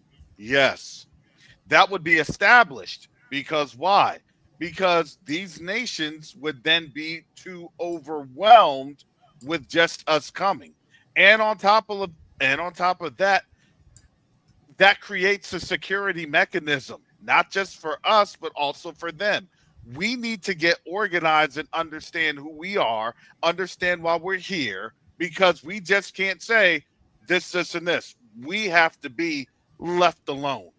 But we're not children. We're not children. Let me I'm not, say this. I'm not saying, Let me just say this. You say that we need to be deprogrammed 3.5 years. I don't understand that thought process only because I'm not a child. We have a lot of very talented, educated, smart Negroes that are within our community that will leave, especially when the prospect of Negro land is presented to them. And we are able to deconstruct what has happened to us ourselves. There are psychologists that are Negroes. There are penal experts that are Negroes. There are sociological experts that are Negroes. I don't need an African, a Hamite, or whatever you want to call whoever is in charge. They're going to be African. Didn't I say amongst ourselves? We don't need. I'm of the mind that we don't need to have our hand held. We need the resources, the money, the land, and to be left alone. I think that Negroes give us far more, I think, a little more credit in being able to deconstruct and decompress and deprogram ourselves if left alone. This is the problem. We're still going to be meddled with. We go over there, and suddenly we're still meddled with. Still, somebody is holding our hand telling us, oh, poor Negro, you've been through so much. Let's take 3.5 years to deprogram all that's happening. No, we have the ability to assist ourselves, help ourselves, be ourselves without the input from other nations that don't like our black asses in the first place. Okay. And I suspect I would ask you this then, Brother Doug. Yes. How many refugee camps have you visited? Naturally, I visited none. Okay. How many operations have you seen in terms of refugees having to go through these types of mental. You may be okay, but there's going to be other people around you that I may am not be. far. I am far from okay. I believe I've proven that without question. Well, But and, I and can. I can. I'm gonna say this. I'm gonna say this. We're still here in the United States. We are. When And when you you're. are Go ahead. outside of your element, when you're outside of your zone, especially after you just came from a very, very traumatic and stressful and emotional event, that is when it's dangerous. That's when it's dangerous. And we So have I, to really look at ourselves and be very truthful with ourselves. Look, that's why the word literally says we coming out of here weeping. We're coming out of here crying. It's not to say that we're going to be our hand needs to be held. No, because we're going to have family members that may not make it. We're going to have children of ours that may not make it.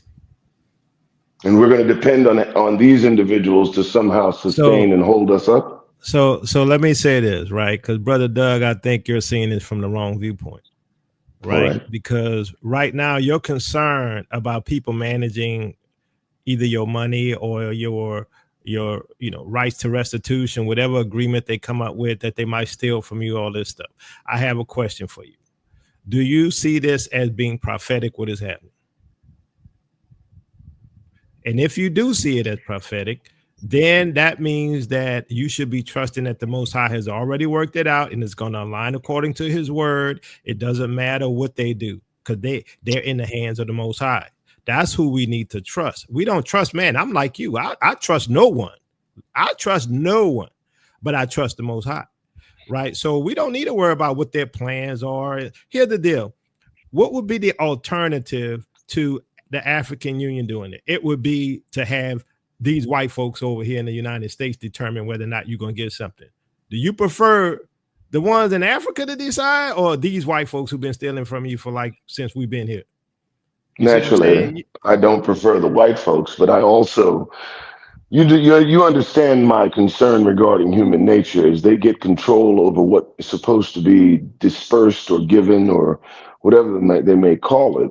I'm just concerned about their judgment mechanism, their litmus. I'm interested in what they're going to judge us with and through. Will it be But a European? Go ahead. Is Yah in control? Yes. Okay, so we know according to Isaiah 60 that the Gentiles going to give to us. They're going to give to us, and the Most High is causing them to do it. It's just going to be managed through the mechanism of this agreed upon global event, because guess what? It's a global dispersion. An individual country couldn't even handle it. It has to be a United Nations effort, right? So that's what I'm saying. It's like, it don't matter what they got planned. This is prophecy. We're good. We're going to end up with what we're supposed to. The Bible says we're going to be wealthier than our ancestors. Mm-hmm. So we don't need to worry. I see your point.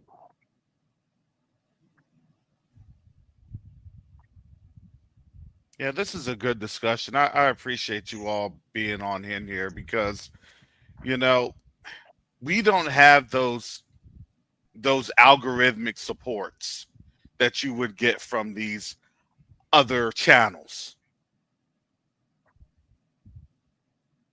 And I'm going to say this, just in my opinion, with the people that I've worked with,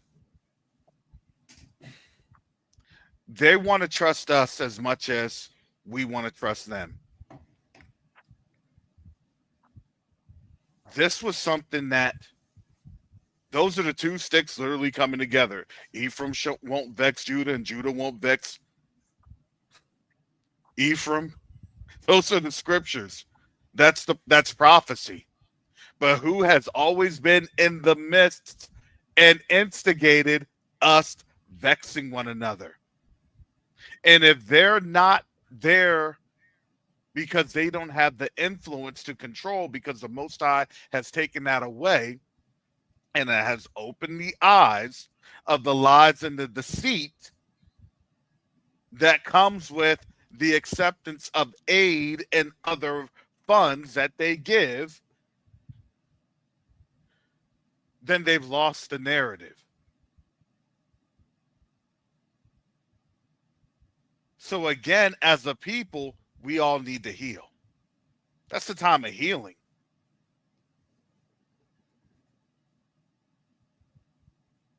Now, when we do heal, I'm going to tell you this, naturally, there's going to be policies there so that we can heal and not be taken advantage of. That we can heal and still be left to our own devices. Gee, I don't know. What do they call that? Isn't that the same thing that they have for Asians and them other folks? They get a special status. I think it's called a safe space, or I could be wrong. I don't know.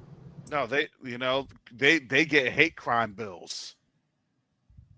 Right? They get designations of their superiority, their superior class. We don't get any of that. Not here. So they have the mechanisms.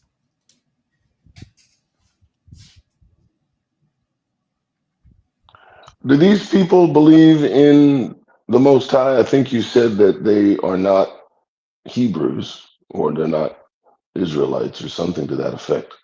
My question would, I don't know if you said, I don't know if that's what you were inferring, but my question is, and I put this to you as well, Brother Yakoba, the end result of the position of Negroes on this planet may not sit well with these individuals if they begin to understand prophecy. We do talk about prophecy, and prophecy puts us in a position of leadership. And I'm wondering if that begins to take shape, you know, how their reaction might be juxtaposed to what they're doing now. Are they going to feel that they're setting themselves up to be, for lack of a better term, ruled by those they helped? Because the end result is Jacob is the beginning, as Esau is the end. And so this is why I'm not, well, suspicious and cautious, because, you know, believing in scripture, believing in prophecy as I do, and it was a good point you made, Yakoba, that Yah is in control. I'm certain he as well is aware of human nature. If we build a Negro nation, if you will, or sustain Negroes, put them back into the position of prosperity, soon it may be recognized prophetically that there may be more than we do that they determine. And at that point, we may have what I consider to be a problem. Land there. So here's the thing, Brother Doug. According to Revelation 12, right? The dragon gonna chase us, right? So they're gonna get upset.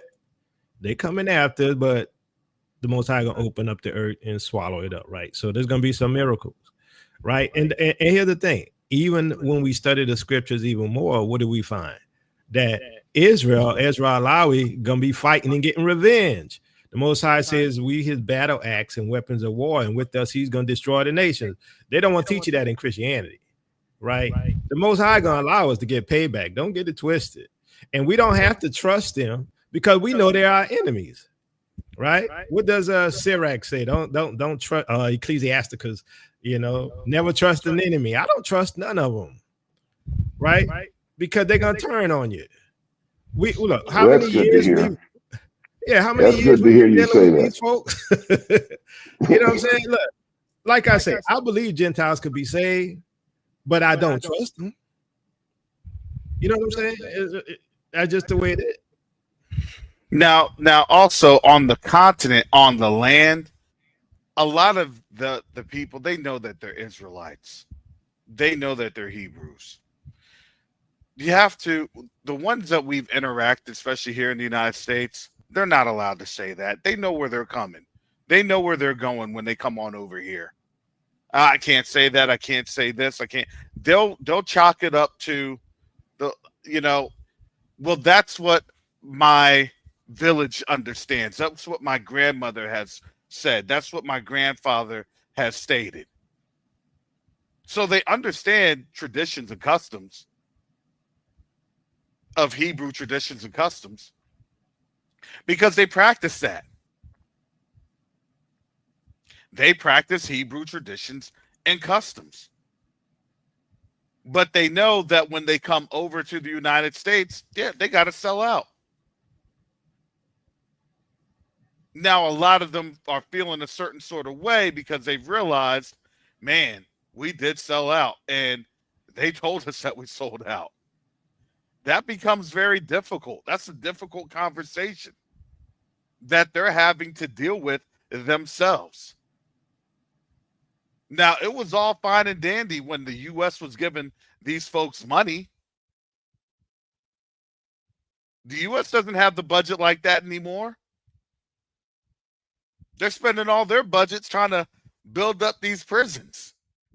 Detention centers. Humanitarian shelters. That's going to be the garbage you'll be saying next. I look at this event as it's not going to be a fact of, well, I'm just going to choose. You won't have a choice.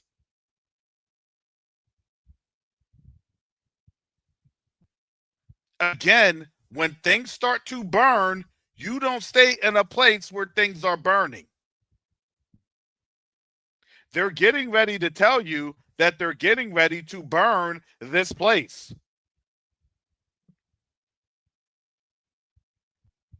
Russia is literally seriously considering a preemptive strike against the United States, but nobody's been talking about that.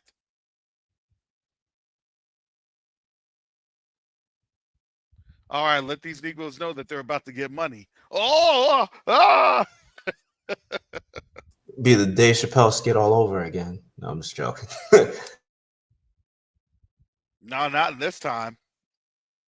This time it will be, look, they're going to try and track you down. And when they talk about stealing trophies, they really mean stealing trophies and putting your thumbs up in formaldehyde jars.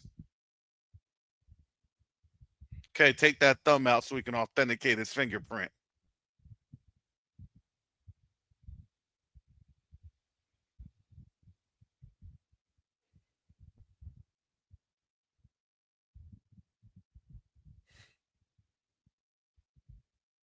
So Well, I still have naturally concerns, but I'm absolutely leaving. That will happen. I simply will be laying back, looking cautiously at every move they make, and awaiting the moment that they begin to consult us about what happens to us. Mm-hmm. Well, I'm going to say the mechanisms are there. We don't know all the mechanisms. The mechanisms are there. In terms of when those mechanisms will be voiced. Again, that's going to be for them. I know who's doing it. I'm on the little communication channels that's doing that on these WhatsApp groups. If there's something that's interesting, I'll read it. If it's not, I don't get too much sucked in or bothered. Because again, I told you, the Most High has me doing something different. And it's a blessing.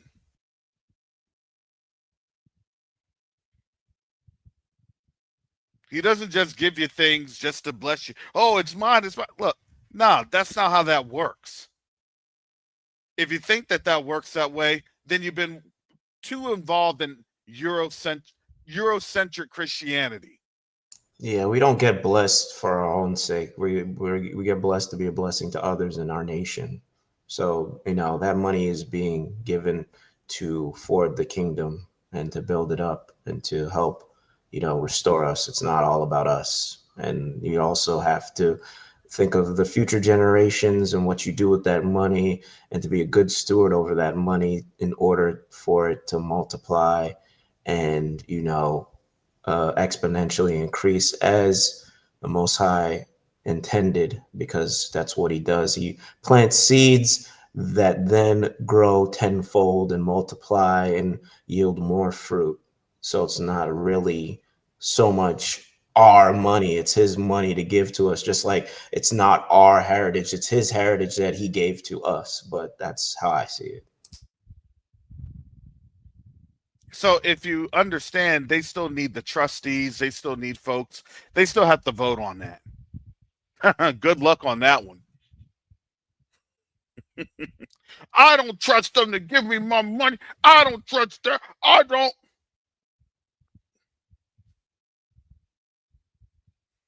Some things is better. Like in me, I don't even want to be involved in that conversation.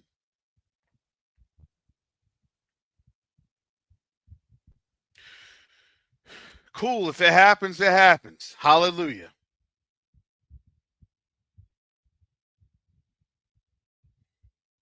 For those that are taking on that endeavor, pray for them.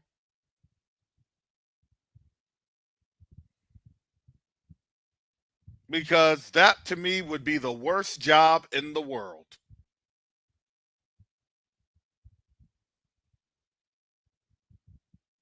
Imagine being in a job and being in a position that nobody trusts you. All right, I quit. Do you want my job? No, I don't want to take your job. You do it. Are you going to trust me to do it? No, I don't trust you. That's essentially what Moses was dealing with.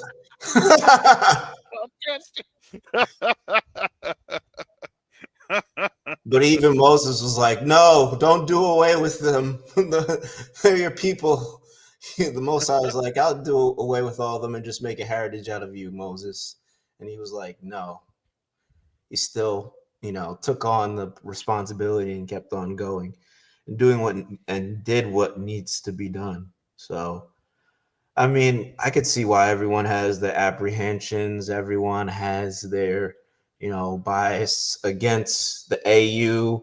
You know, there's not I don't trust absolutely everything, but I trust the Most High. And I'm realizing, especially in that I'm in my life, that, you know, it's like you can't be too skeptical at this point, because a lot of things are going to happen where you're just going to have to trust him and that he's looking out for you, because a lot of us are in, you know, crazy times. And I haven't heard Brother Eric speak yet.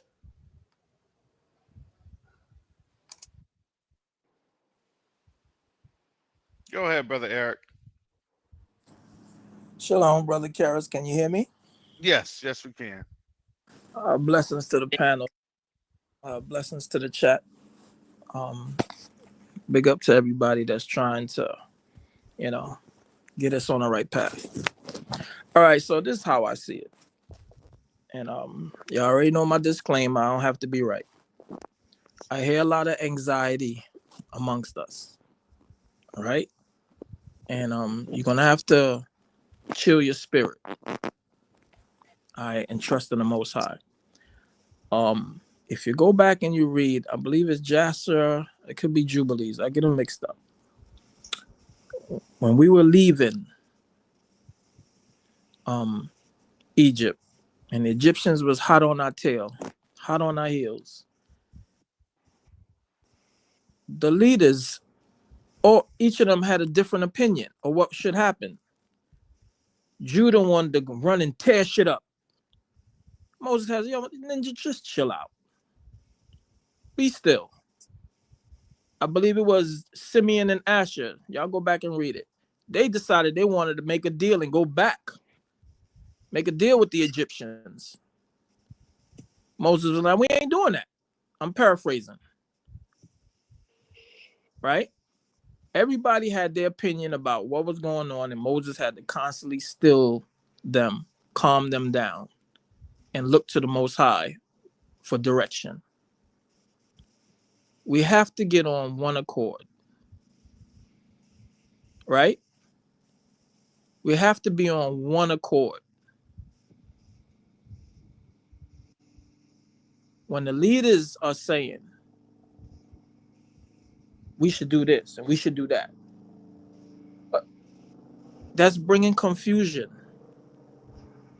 That's bringing confusion. And it's causing the people to be anxious. And my Bible says, be anxious for nothing. You're going to need your faith. If you ever needed your faith, you're going to need your faith at this time. Mm-hmm. Because it is nothing but chaos. It's all a distraction to confuse who? The Israelites, us. Everything is about us. Everything. I don't care what it is. From a bubblegum wrapper to an MX missile. It's all about us and everything in between. And if we're in disarray, there's going to be a remnant of a remnant that's going to get out of here. That's going to make it. We have to stop all of this back and forth. And I'm talking about the infighting. I'm talking about the infighting. Brother Karras, you are so right. You can have all the money in the world. If you don't have a relationship with the people on the continent, they ain't going to do business with you. They're going to be standoff. Right? Mm-hmm. So now if they see, if we ain't getting along amongst each other, what do you think they're going to do? If they don't want them ninjas coming over here, causing more problem. They can't even get along with themselves. And if you think they're not watching us and listening to us, you got another thing coming. Before we woke up, they was watching us. And now that we woke up, you don't think they watching us?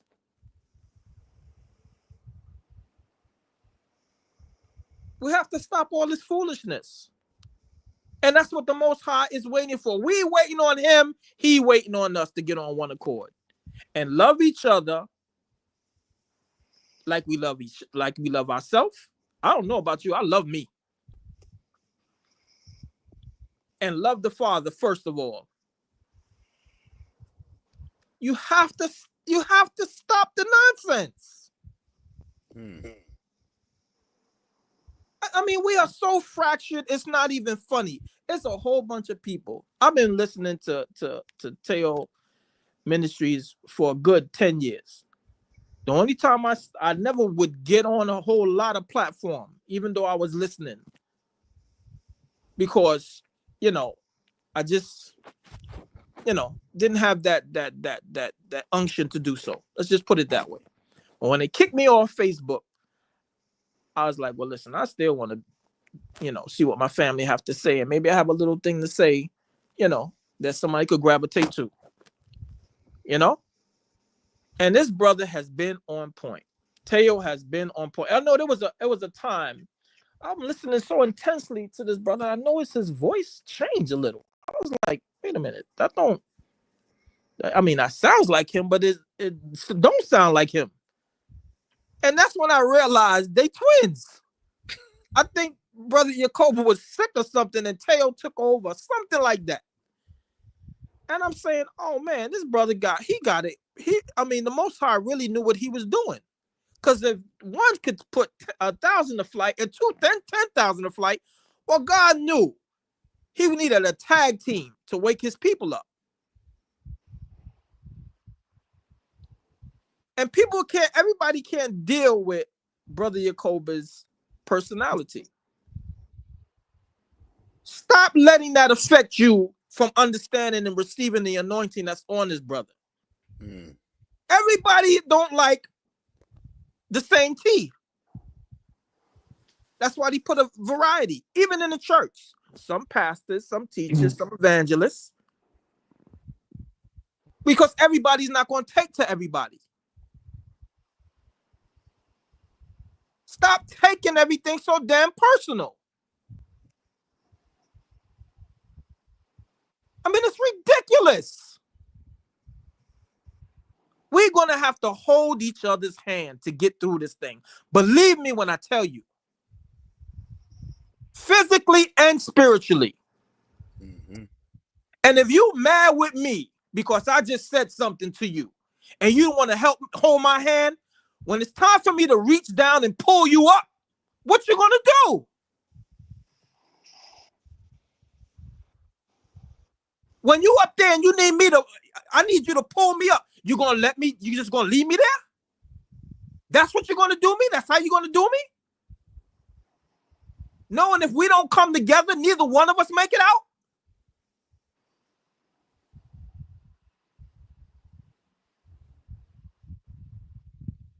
Stop the nonsense. Put your differences aside. See, because my Bible says, yet while we were in sin, Hamashiach died for us. You think you justified? You really think you justified holding something against your brother or sister because of something they said or did? I don't want to be standing next to you when the Most High grab you by your shoulders and look in your eye.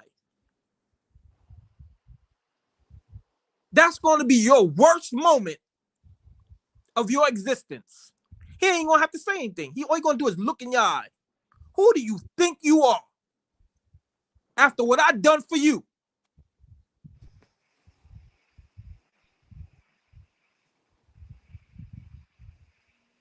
We all we got. Nobody is coming to help us. Get that through your head. Nobody is coming to help us.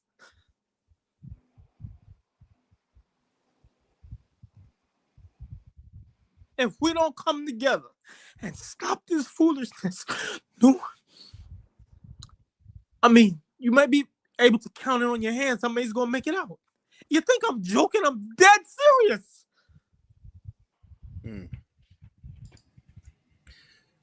Can I add something to Brother Eric? Because, I get his heart. See, our personality is different, but his heart for our people is the same as mine, right? I fight a different way, right?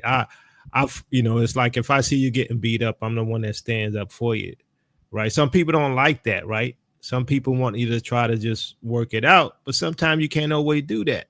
But as Brother Eric just said, we all we got. And that's why I'm the way I am. That's why some of y'all take me as aggressive, because one, I'm trying to get our people to wake up, because we got to unite. We got to seek the Most High, because as Brother Eric said, nobody love us. No matter how much, I know you Israel and all this stuff, I know y'all the Israelite. Do you see them supporting us? No. Do you see them saying, out publicly that we the people? No. We all we got. Ain't nobody coming for us but the Most High. And that's what Brother Eric gets. It's us. And so some of y'all get mad at me because I'm a little rough around the edges. But it's because I love y'all. I told y'all that. I told y'all I love deep. I told y'all that. Everybody ain't gonna like it. At the same time, I ain't nobody punk either. I ain't gonna let you punk me. Right? But at the same time, what I do for the Most High and for his people. So that's just the way it is. I say shout out to you, Brother Eric. I feel your heart and I'm with you on it. Gentlemen, how y'all doing? The thing is, right? You want a warrior like Yakoba. You understand? You want somebody that's going he listen. You may not want to play spades with him. You may not want to play chess with him. But when it's time for him to stick up for you, guess who's going to be there? You want me. I know I ain't everybody's cup of tea. I know I'm rough around the edges. But trust me, I promise you, I'm not going to let nobody harm you. If I'm there and I'm able to do something, I'll give my life. And that's the attitude we have to have. This world hates us. The whole world. Do y'all get that? Do y'all get the fact that the whole world hates us? They ain't just saying it, they showing it. Where you at? Why can't you see? Gentlemen, I don't know if I can interject at this point, if I be allowed to speak, how y'all doing today? Shalom, Minister Rick. Are you do you mind, Brother Eric, Minister Rick? Yeah. I have to calm myself down. I'm in New York at kind of like a family reunion. We're coming together for some young people graduated, and this family. And it occurs to me that at some point you should know your family. At some point, living with your family, everybody knows your family. Steve Wonder said everybody got a thing, but somebody know how to handle it. So you should have knowledge and deal with your family according to knowledge. Just like in a marriage, you deal with your wife according to knowledge. And with that knowledge, you know, your Cobra got a thing, this person got a thing, don't say this to him, you don't step on his toes there. And you learn to engage and you move forward. And that's how you are effective as a family, and that's how you survive. I think a lot of what we are worried about, or one of the things with this reparations thing, it's that it's mammon. And you have to be very careful to put it in its place. This is a thing that's worshiped here. And what I'm saying is when the first Exodus, when Moses was commissioned to come and lead his people out, the first thing God asked him, what am I going to do? He said, what do you have got in your hand? So we have to ask ourselves, what do we have in our hand? Well, I'll tell you what we have in our hand. We have Ubuntu in our hand because I am, we are. And we have to get that. You're saying we're all we got. Well, that's a good thing. So we have to build the system before mammon can be added to that. The Bible speaks of using the unrighteous mammon, he calls it, for a good purpose. So we have to learn to love on us, and on both sides, the land is being prepared, and we have to be prepared. But God has no problem with just taking out a whole generation and then, okay, next generation, no, y'all gonna die here. So we need to get it straight, but it's too much flesh. A lot of what we're talking about is the works of the flesh. And your flesh ain't saved. Your flesh, if your flesh was saved when you received the spiritual salvation, you'd never die. But it still has the curse of death on it. That's why it dies. So when you're operating in the works of the flesh around that, we're out of the will of God. And your flesh is not for anything that God is for. So you have to die to self. When you kill that zombie, that flesh, keep it from rising up, just like the Savior's flesh was crucified on the cross, because his flesh in Gethsemane was not for going to that tree. It was not for doing it. He had to overcome his flesh to even do the thing that the Most High commissioned him to do. So we get the F out, get the flesh out of these things, and a lot of this stuff we're going through won't even be here, and operate in love for our brothers. Then we will become the people we need to be. So that you got to understand that the people that the Most High has used for primarily through the Bible are the most selfless people that he could find.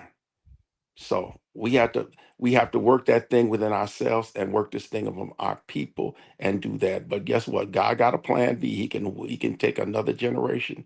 You can die in that wilderness. You can get purged out till he gets what he wants. But I'll land my plane on this. His kingdom come and his will be done. It ain't about you. Thank you, Minister Rick. I wanted to read here Zephaniah chapter 2, just verses 1 through 3, because Brother Eric had touched on this point. Look, gather yourselves, Zephaniah chapter 2, verse 1. Gather yourselves together, yea, gather together, O nation not desired, before the decree bring forth, before the day pass as the shaft, before the fierce anger of Yahuwah come upon you, before the day of Yahuwah's anger come upon you. Seek ye Yahuwah, all ye meek of the earth, which have wrought his judgment. Seek righteousness, seek meekness. It may be ye shall be hid in the day of Yahuwah's anger. That was Zephaniah chapter 2, verses 1 through 3. And I say that because, you know, the way we're going to the continent is going to be so miraculous, just in my opinion, that you're going to have the meek wanting to do things meekly, right? There is a certain humility that would be accomplished with this because, again, this isn't just a physical matter. This is always a spiritual matter.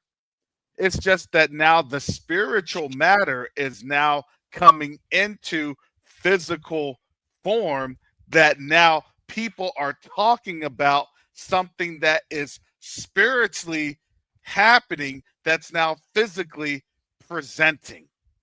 So for those that are seeing something that the Most High has decreed coming forth, it becomes folliness.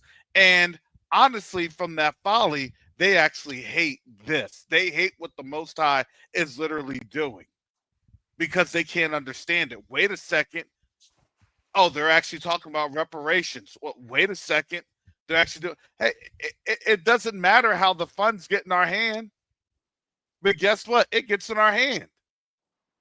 If it has to go to 2, 3, 4, 5, 6 different people, is that money still right? Yes. Is this what the Most High is giving me? Yes. Do you mind if I see the accounting? Here you go.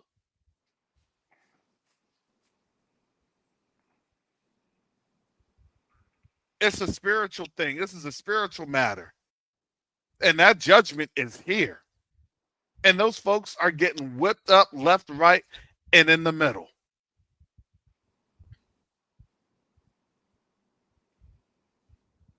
So we're seeing how the Most High is moving in this time. And the reason that I say this is such a great matter for us is because you're going to have these other dissenting voices that's going to say, no, no, no, no, no. We need to stay. We need to stay. Because why? Man, they made their choice to stay here in Babylon.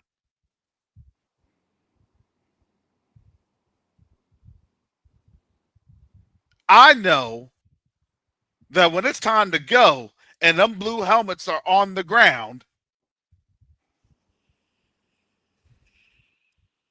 it means I'm not going to be here much longer.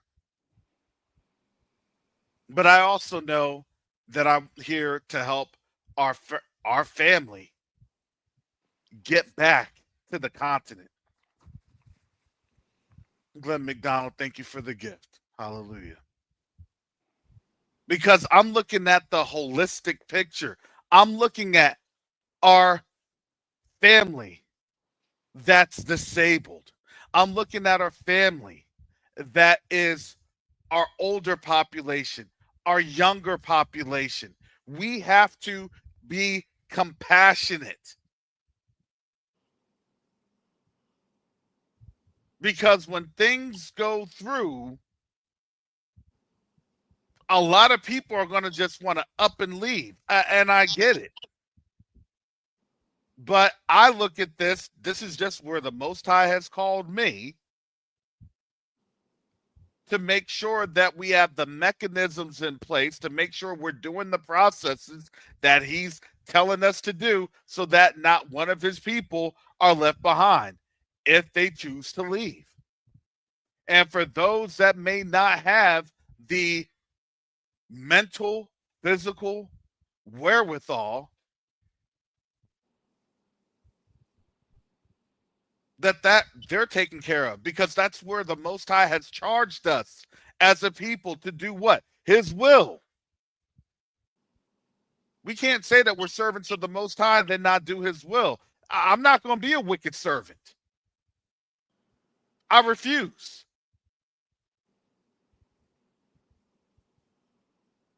We read Bible. We understand Bible. And we're doers of the word. Hearers and doers of the word. Thank you, Sharon Elizabeth, for the gift. Hallelujah. Any thoughts? comments because I'm gonna start to wrap this on up. I know folks are kind of flashing in some news around here. Modern Ranting is saying breaking African. He's saying breaking African Union allegedly just froze 12 presidents' bank accounts. Chaos in capital cities. I don't know. Maybe. I just want to say you right on, you're right on point, right on target. It's just a little frustrating when you say, my thing is this always: you either believe this word or you don't. Mm-hmm. You either believe the Most High, or you don't. And if He said he will never leave us nor forsake us, you either believe that or you don't. Mm-hmm. If you keep looking at, see, the Most High calls things that are not as though they were. If you just look at what you see, and that's always your go-to, you're gonna be lost. You're gonna remain lost. You're not gonna know your left from your right. And the Most High is telling you, go left and you're gonna go right. Just chill out. Get your popcorn and your little drink and just chill out. And stop looking for everybody to get along for every little thing. We're not going to get along. We're not going to agree on everything. But what we can agree on is that we have to leave this place. They're showing you. Now, you use your discernment, right? And you have once you clear out all the cobwebs and all the distractions, the diddy this and the foolishness that, you're able to see clearly and understand with a clear head and a clear mind and a clear spirit. Okay, I should be over here. Or I need to go do this. Or I need to get that. Because later on down the line, I'm going to need it. But if you listening and focusing on all the distractions, you're not going to be able to make that decision wisely. You're not going to be able to take everything with you. So what you should be doing, see me, I'm a person, I have a lot of pictures, right? My plan is to put most of those pictures on the SanDisk. Mm-hmm. Because the picture of my mom, the picture of my grandmother, my wife's grandmother, I mean, these things is precious. But you ain't gonna be able to take all that stuff with you. So use wisdom. Put it on the SanDisk. So when you get to where you're going, you can reprint them. You understand? Necessities. Have you a bag that you could put your necessities in? Mm-hmm. Right? Store up a little medication that you may need. Me personally, I believe you should believe the Most High for your total and complete healing. I absolutely believe that it can happen. But you have to go along where your faith is at. So if your faith is not there, have your little extra medication. Store it up. Little things like that. Stop. You're wasting time arguing, fussing, and fighting with your brothers when these are the things you need to be doing right now. You should have been done them. These are the important things, right? Because they're getting ready to drop the hammer on us, family. They're showing you we dealing with these other people right here. Don't worry, we ain't forgot about you. We ain't forgot about you. They're running down these other people like they used to run us down in times when we was in literal. We still in slavery, but when it was real, and we was trying to get away. And they were sending dogs and the slave catchers after. What you're seeing, this is the reverse of the curse. That's what we went through and our ancestors went through. That's what these people is going through. Yes, they are. You understand? God is playing out exactly like the Most High said. So get your house in order and stop all this extra nonsense. That's not. Listen, none of this has to do with our salvation. None of it. All this back and forth foolishness that we doing has nothing to do with our salvation and us getting out of here. Being on one accord, loving each other, that's what's going to be. And we're going to suffer less casualties. Like my mom, she just went on to glory. I would have loved for her to touch down on the continent. But she didn't make it. She in a better place now. But while she was here, I would love to say she everything was good. But no, she suffered before she left here. That breaks my heart. I mean, it's just crazy for me. And to see we have opportunity, the family has opportunity to get on one accord and be there for each other. And you're spending so much time with this one said this and this one said that. And it's all division. It's the same thing since the garden. Divide and conquer. Can't you see that? And as long as we doing that, we stay fractured. And we don't come together. Because great minds think alike. And guess what? You don't have to be the only smart one in the room. Make some room for other people, because the great minds think alike. Mm-hmm. And when they get together, we come up with some, I mean, this Hebrew excellence, I mean, it's on another scale. But we quell that when we always at each other's throat.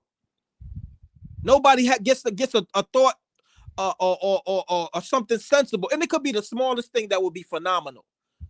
Wow, I should have thought about that. Man, good luck, man. I mean, that's a good one. We should be spending more time bigging each other up and congratulating each other than tearing each other down.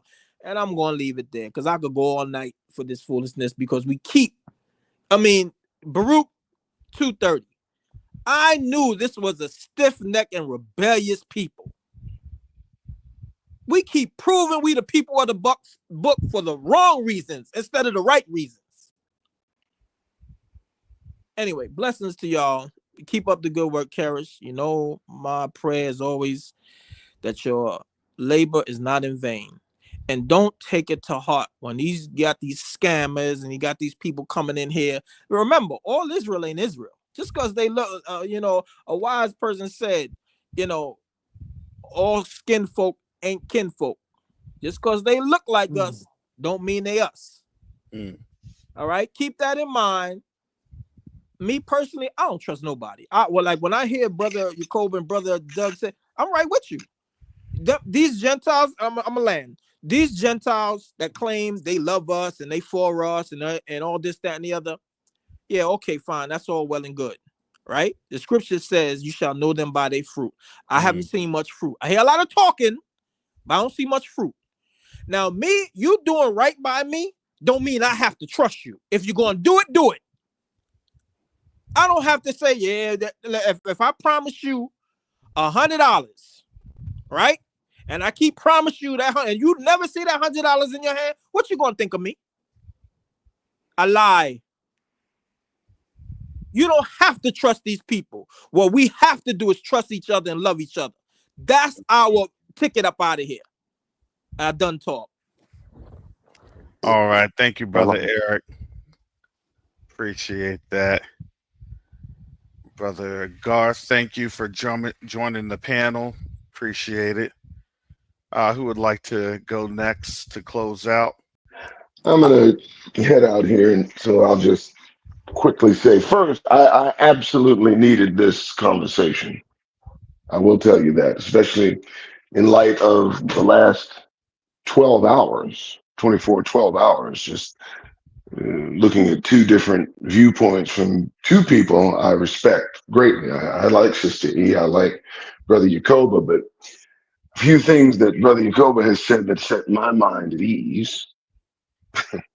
Not trusting anybody, which I knew inherently, but I needed to hear him say it.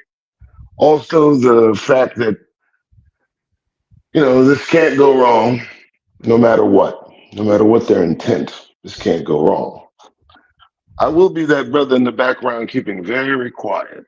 And when they ask about my problem, I just need y'all to say, you just leave him alone. We will. Don't worry, Doug. Don't worry, just Doug. Tell him, leave him alone. Don't bother him. We got a Doug's corner, situated for you on these plan plots. I appreciate Don't worry it. about it. And thank you very much. Take into account that I will say it if pushed. But I think, again, Brother Yacoba, Teal, which I like what the brother said, made two of them.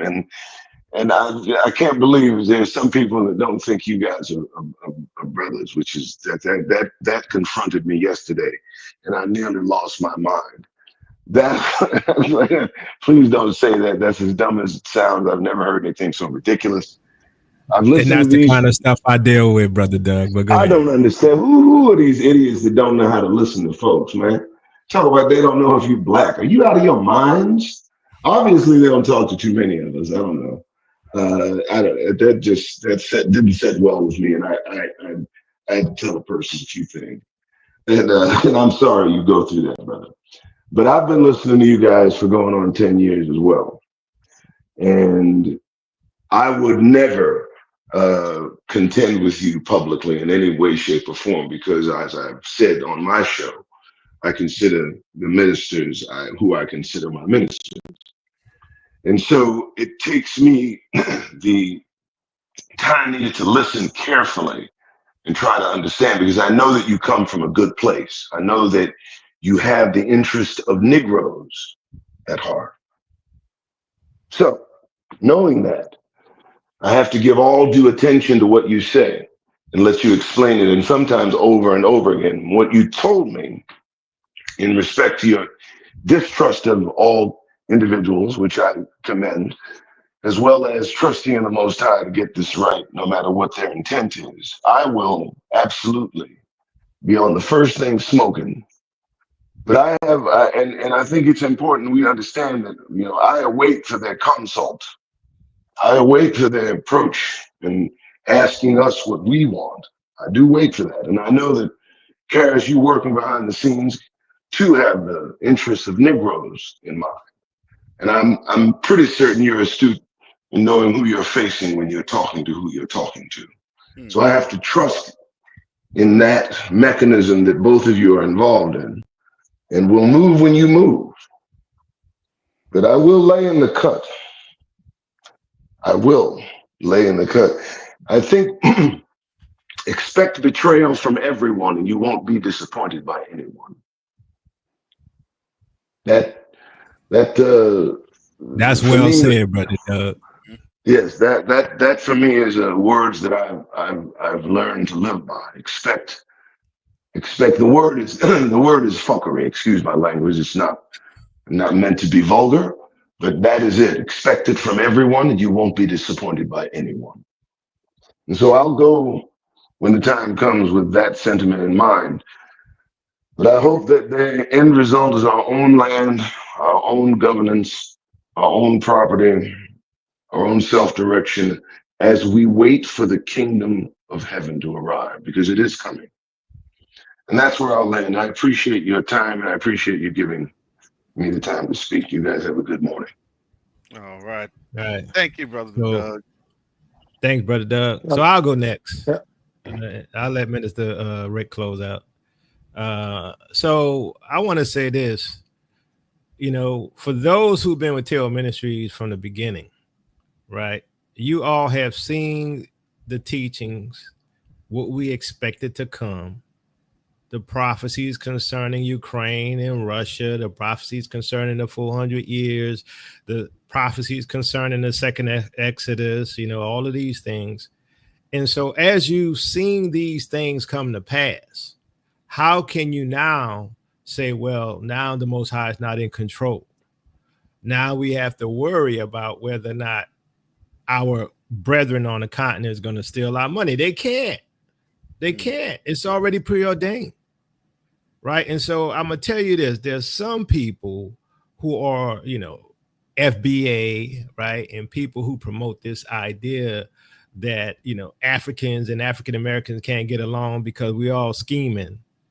Right. But there's agents on both sides and they don't want us to unite. But the Most High says we will unite. And so understand that they don't have your best interest. And here's the thing.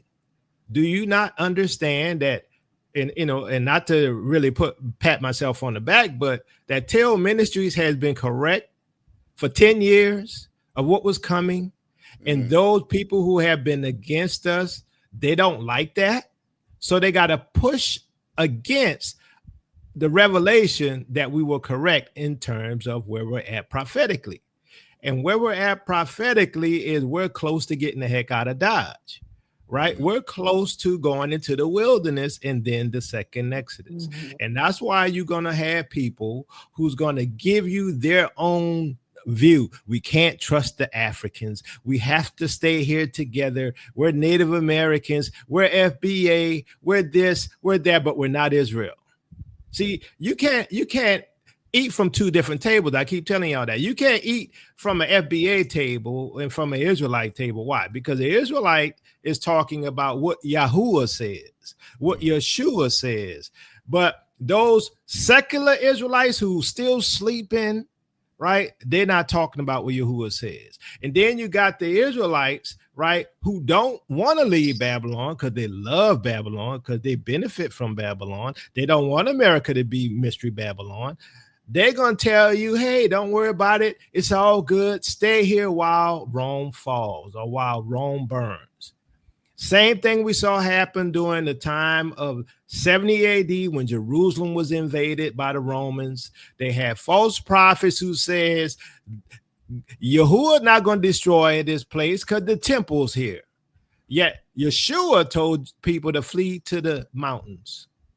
And some people stayed and some people left. And the ones who stayed, they died. And we're in that same situation. If you look at what's happening, right? It's a similar situation, right? America is in turmoil, chaos. The economy's crashing. Racism is at an all-time high. The animals are leaving Yellowstone. But hey, nothing to see here, nothing to worry about, because we're going to stay here and sit here and wait till Yahuwah gets us, even though he told us to flee. But look, it's real interesting though, right? That we got the Yellowstone, look like something about to happen. The animals, they like, I'm leaving, but we not gonna leave. I'm just saying, I don't know. But that's all I got, fam. Love y'all with the love of the Messiah. Peace and blessings, Israel. Your captivity is ending. Peace out, Brother Care. All right, thank you, Brother Yakova. Appreciate it. Minister Rick.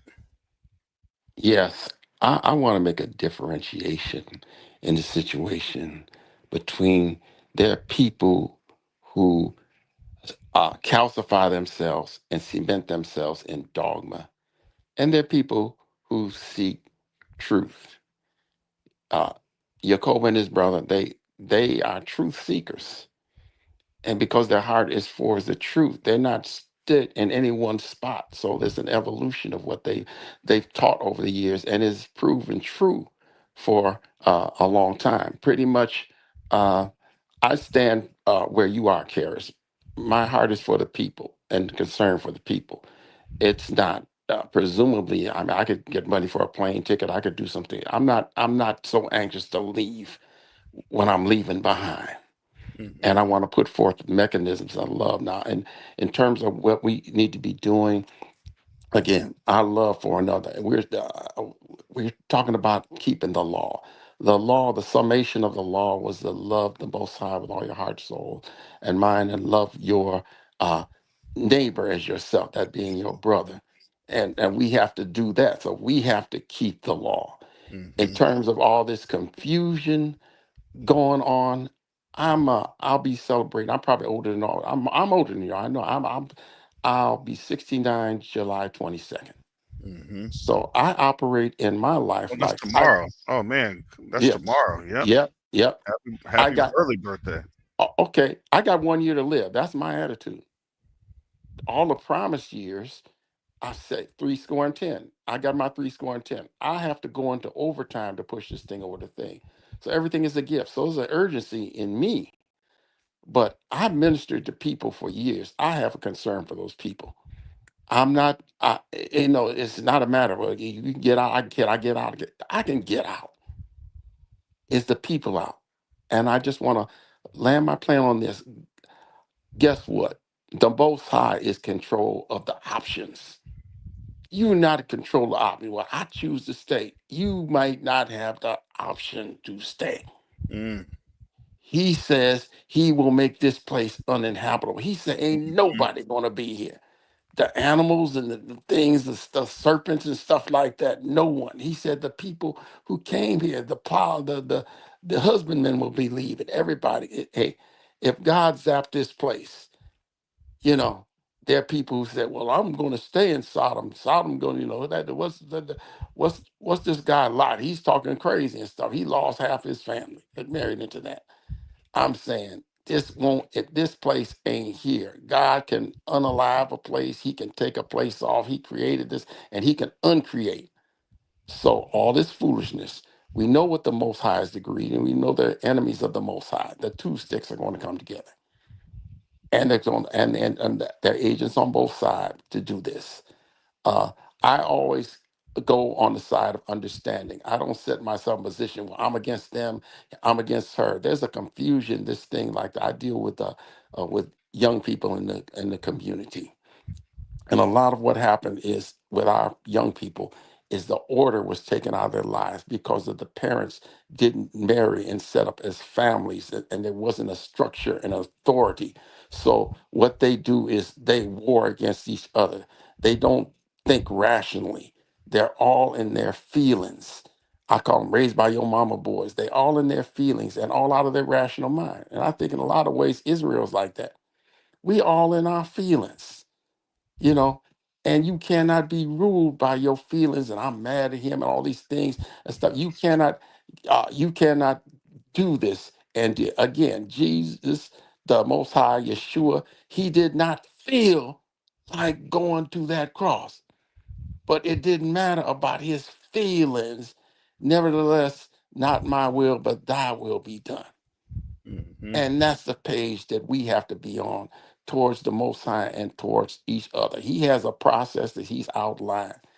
He's saying everybody going. I believe the God, he's talking about no child left behind. I believe that's the page God is on. No child left behind.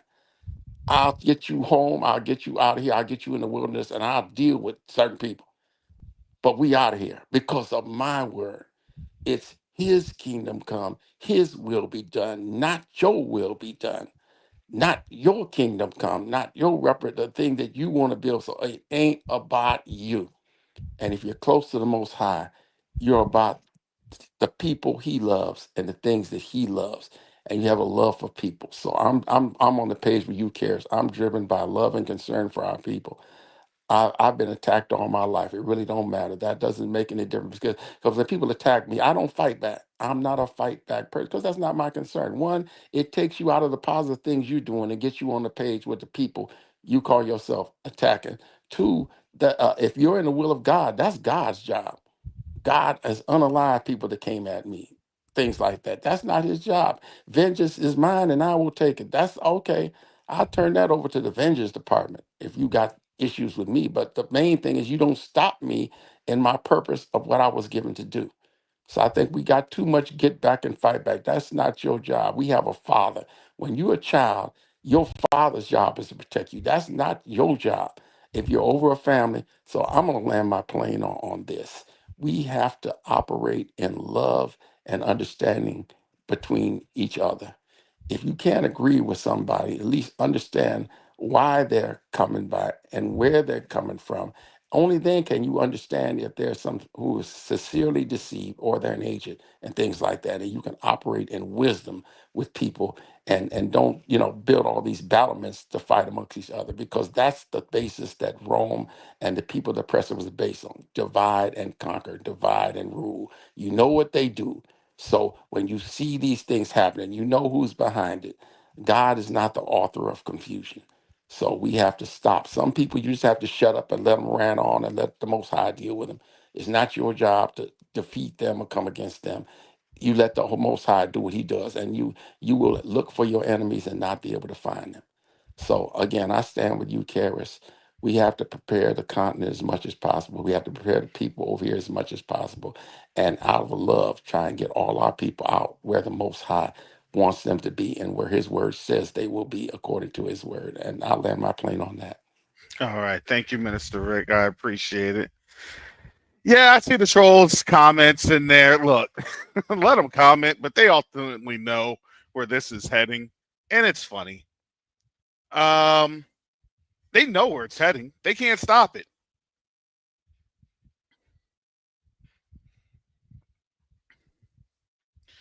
So if you want to stay on the train when the train crashes, that's going to be your decision. Because if you didn't know, this place ain't got no constitution anymore. Trump destroyed all that.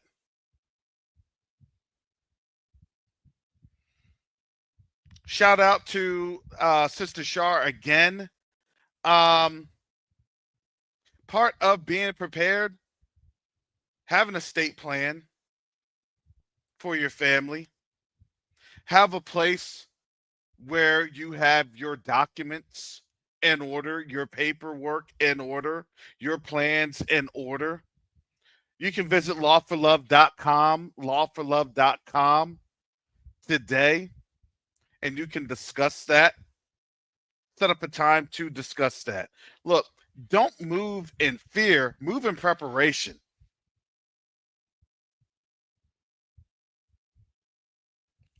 This is to prepare us for the inevitable. So for all these people that then try to come on in here, I don't care how the trolls are. If the trolls are here, that means they're scared. Or, whatever AI or digital functionality, who knows? That's between them and the Most High.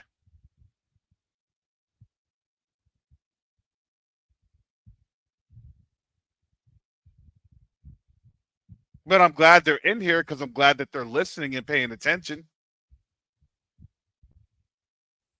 And I think it's funny when they say, trust people that saw your ancestors, just like you're trusting the people in this government that helped support those people that sold our ancestors. I mean, come on. The logical fallacies, they got to stop. And they will stop because I think a lot of people start to understand these are the games that are played. And you understand the games that are played because this is what it is when you're about to see a war on this soil.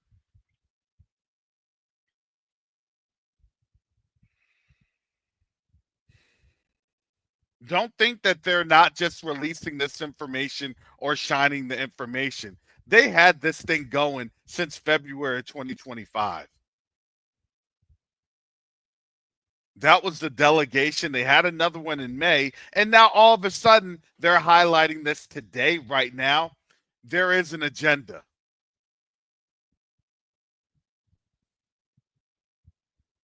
So understand how they use people in this community or adjacent to this community to promote their agenda. To me, that just portends, that tells me that we're closer to war, closer than ever, if this is now going to be, they got to throw everything at the wall.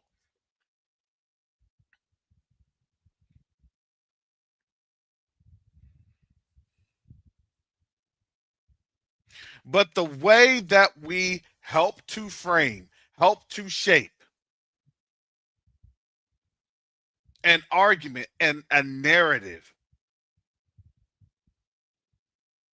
And I always ask people, well, then how'd you think you're going to get reparations? Oh, no, I think the government right now, especially under the Trump administration, yeah, right. Okay. Does Trump support reparations? Because that's the only way you're going to have to be able to get it.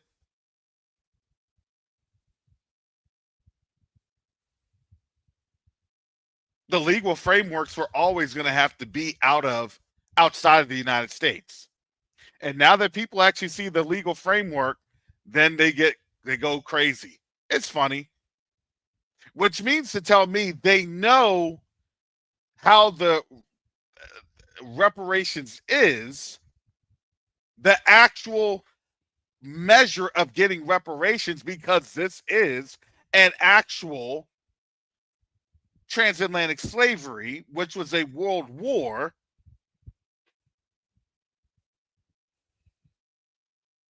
So you get wartime reparations, which is what it is, that we have had for over 400 years. That's actually the case. And more than that, because you have to heal the land and then you also have to heal the people. But that's also in the Bible. That's also a word. We covered that, Jeremiah 33.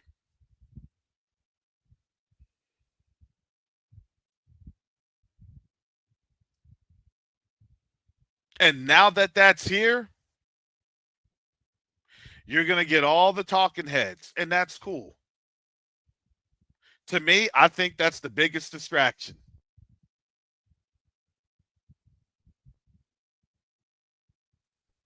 If something is coming, if something is happening, and which also means that there's then the legalese. So, what that to me tells what I see, number one, The Hague is now going to bring that up. So, that's going to be argued within the ICC or ICJ.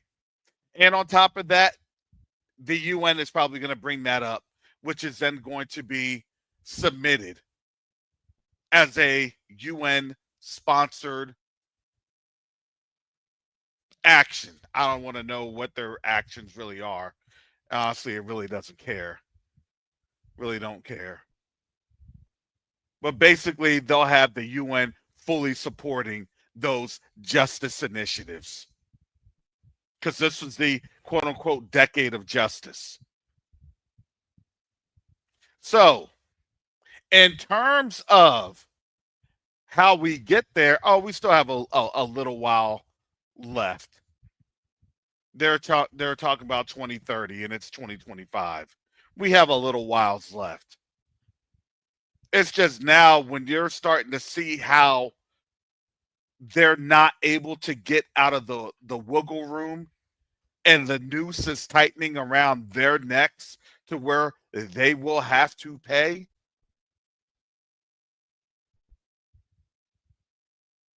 Well, if they have to pay, you better understand they're calling somebody to come get you up on out of here. Oh, I got to pay you money? Get on out of here. And I know our people, they don't understand that. It's far from them to understand. But they will. They'll get it. And when they get it, we're just going to have to embrace our people and love on our people.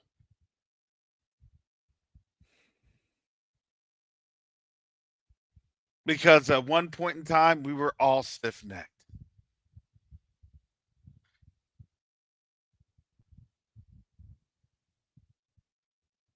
This is a labor of love. It really is.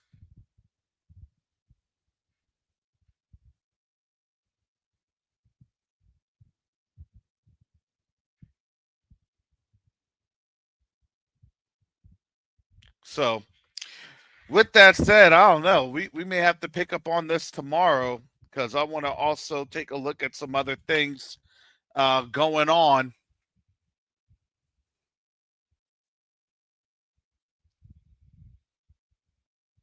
With that, most high willing, I'll be back on. Thank you all for your support of this channel. If you'd like to support this channel, you can do so. Cash App, $COVAWK1, or you can support via PayPal or Zelle at KRC@MSN.com. Thank you, family, for your prayers and your support. The Most High is on the move. The question is, will you be ready and obedient when he tells you that it's time to move also? That's all this is. It's an obedient thing and it's a heart thing.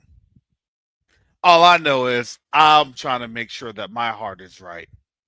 Because here's the thing. I'm not guaranteed to escape this judgment. None of us are.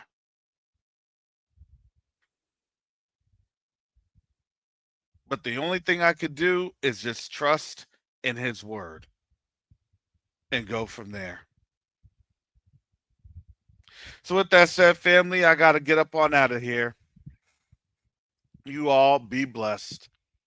And with that, shalom, salama, siyemi, shalom. Peace and blessings, Yasharel. Because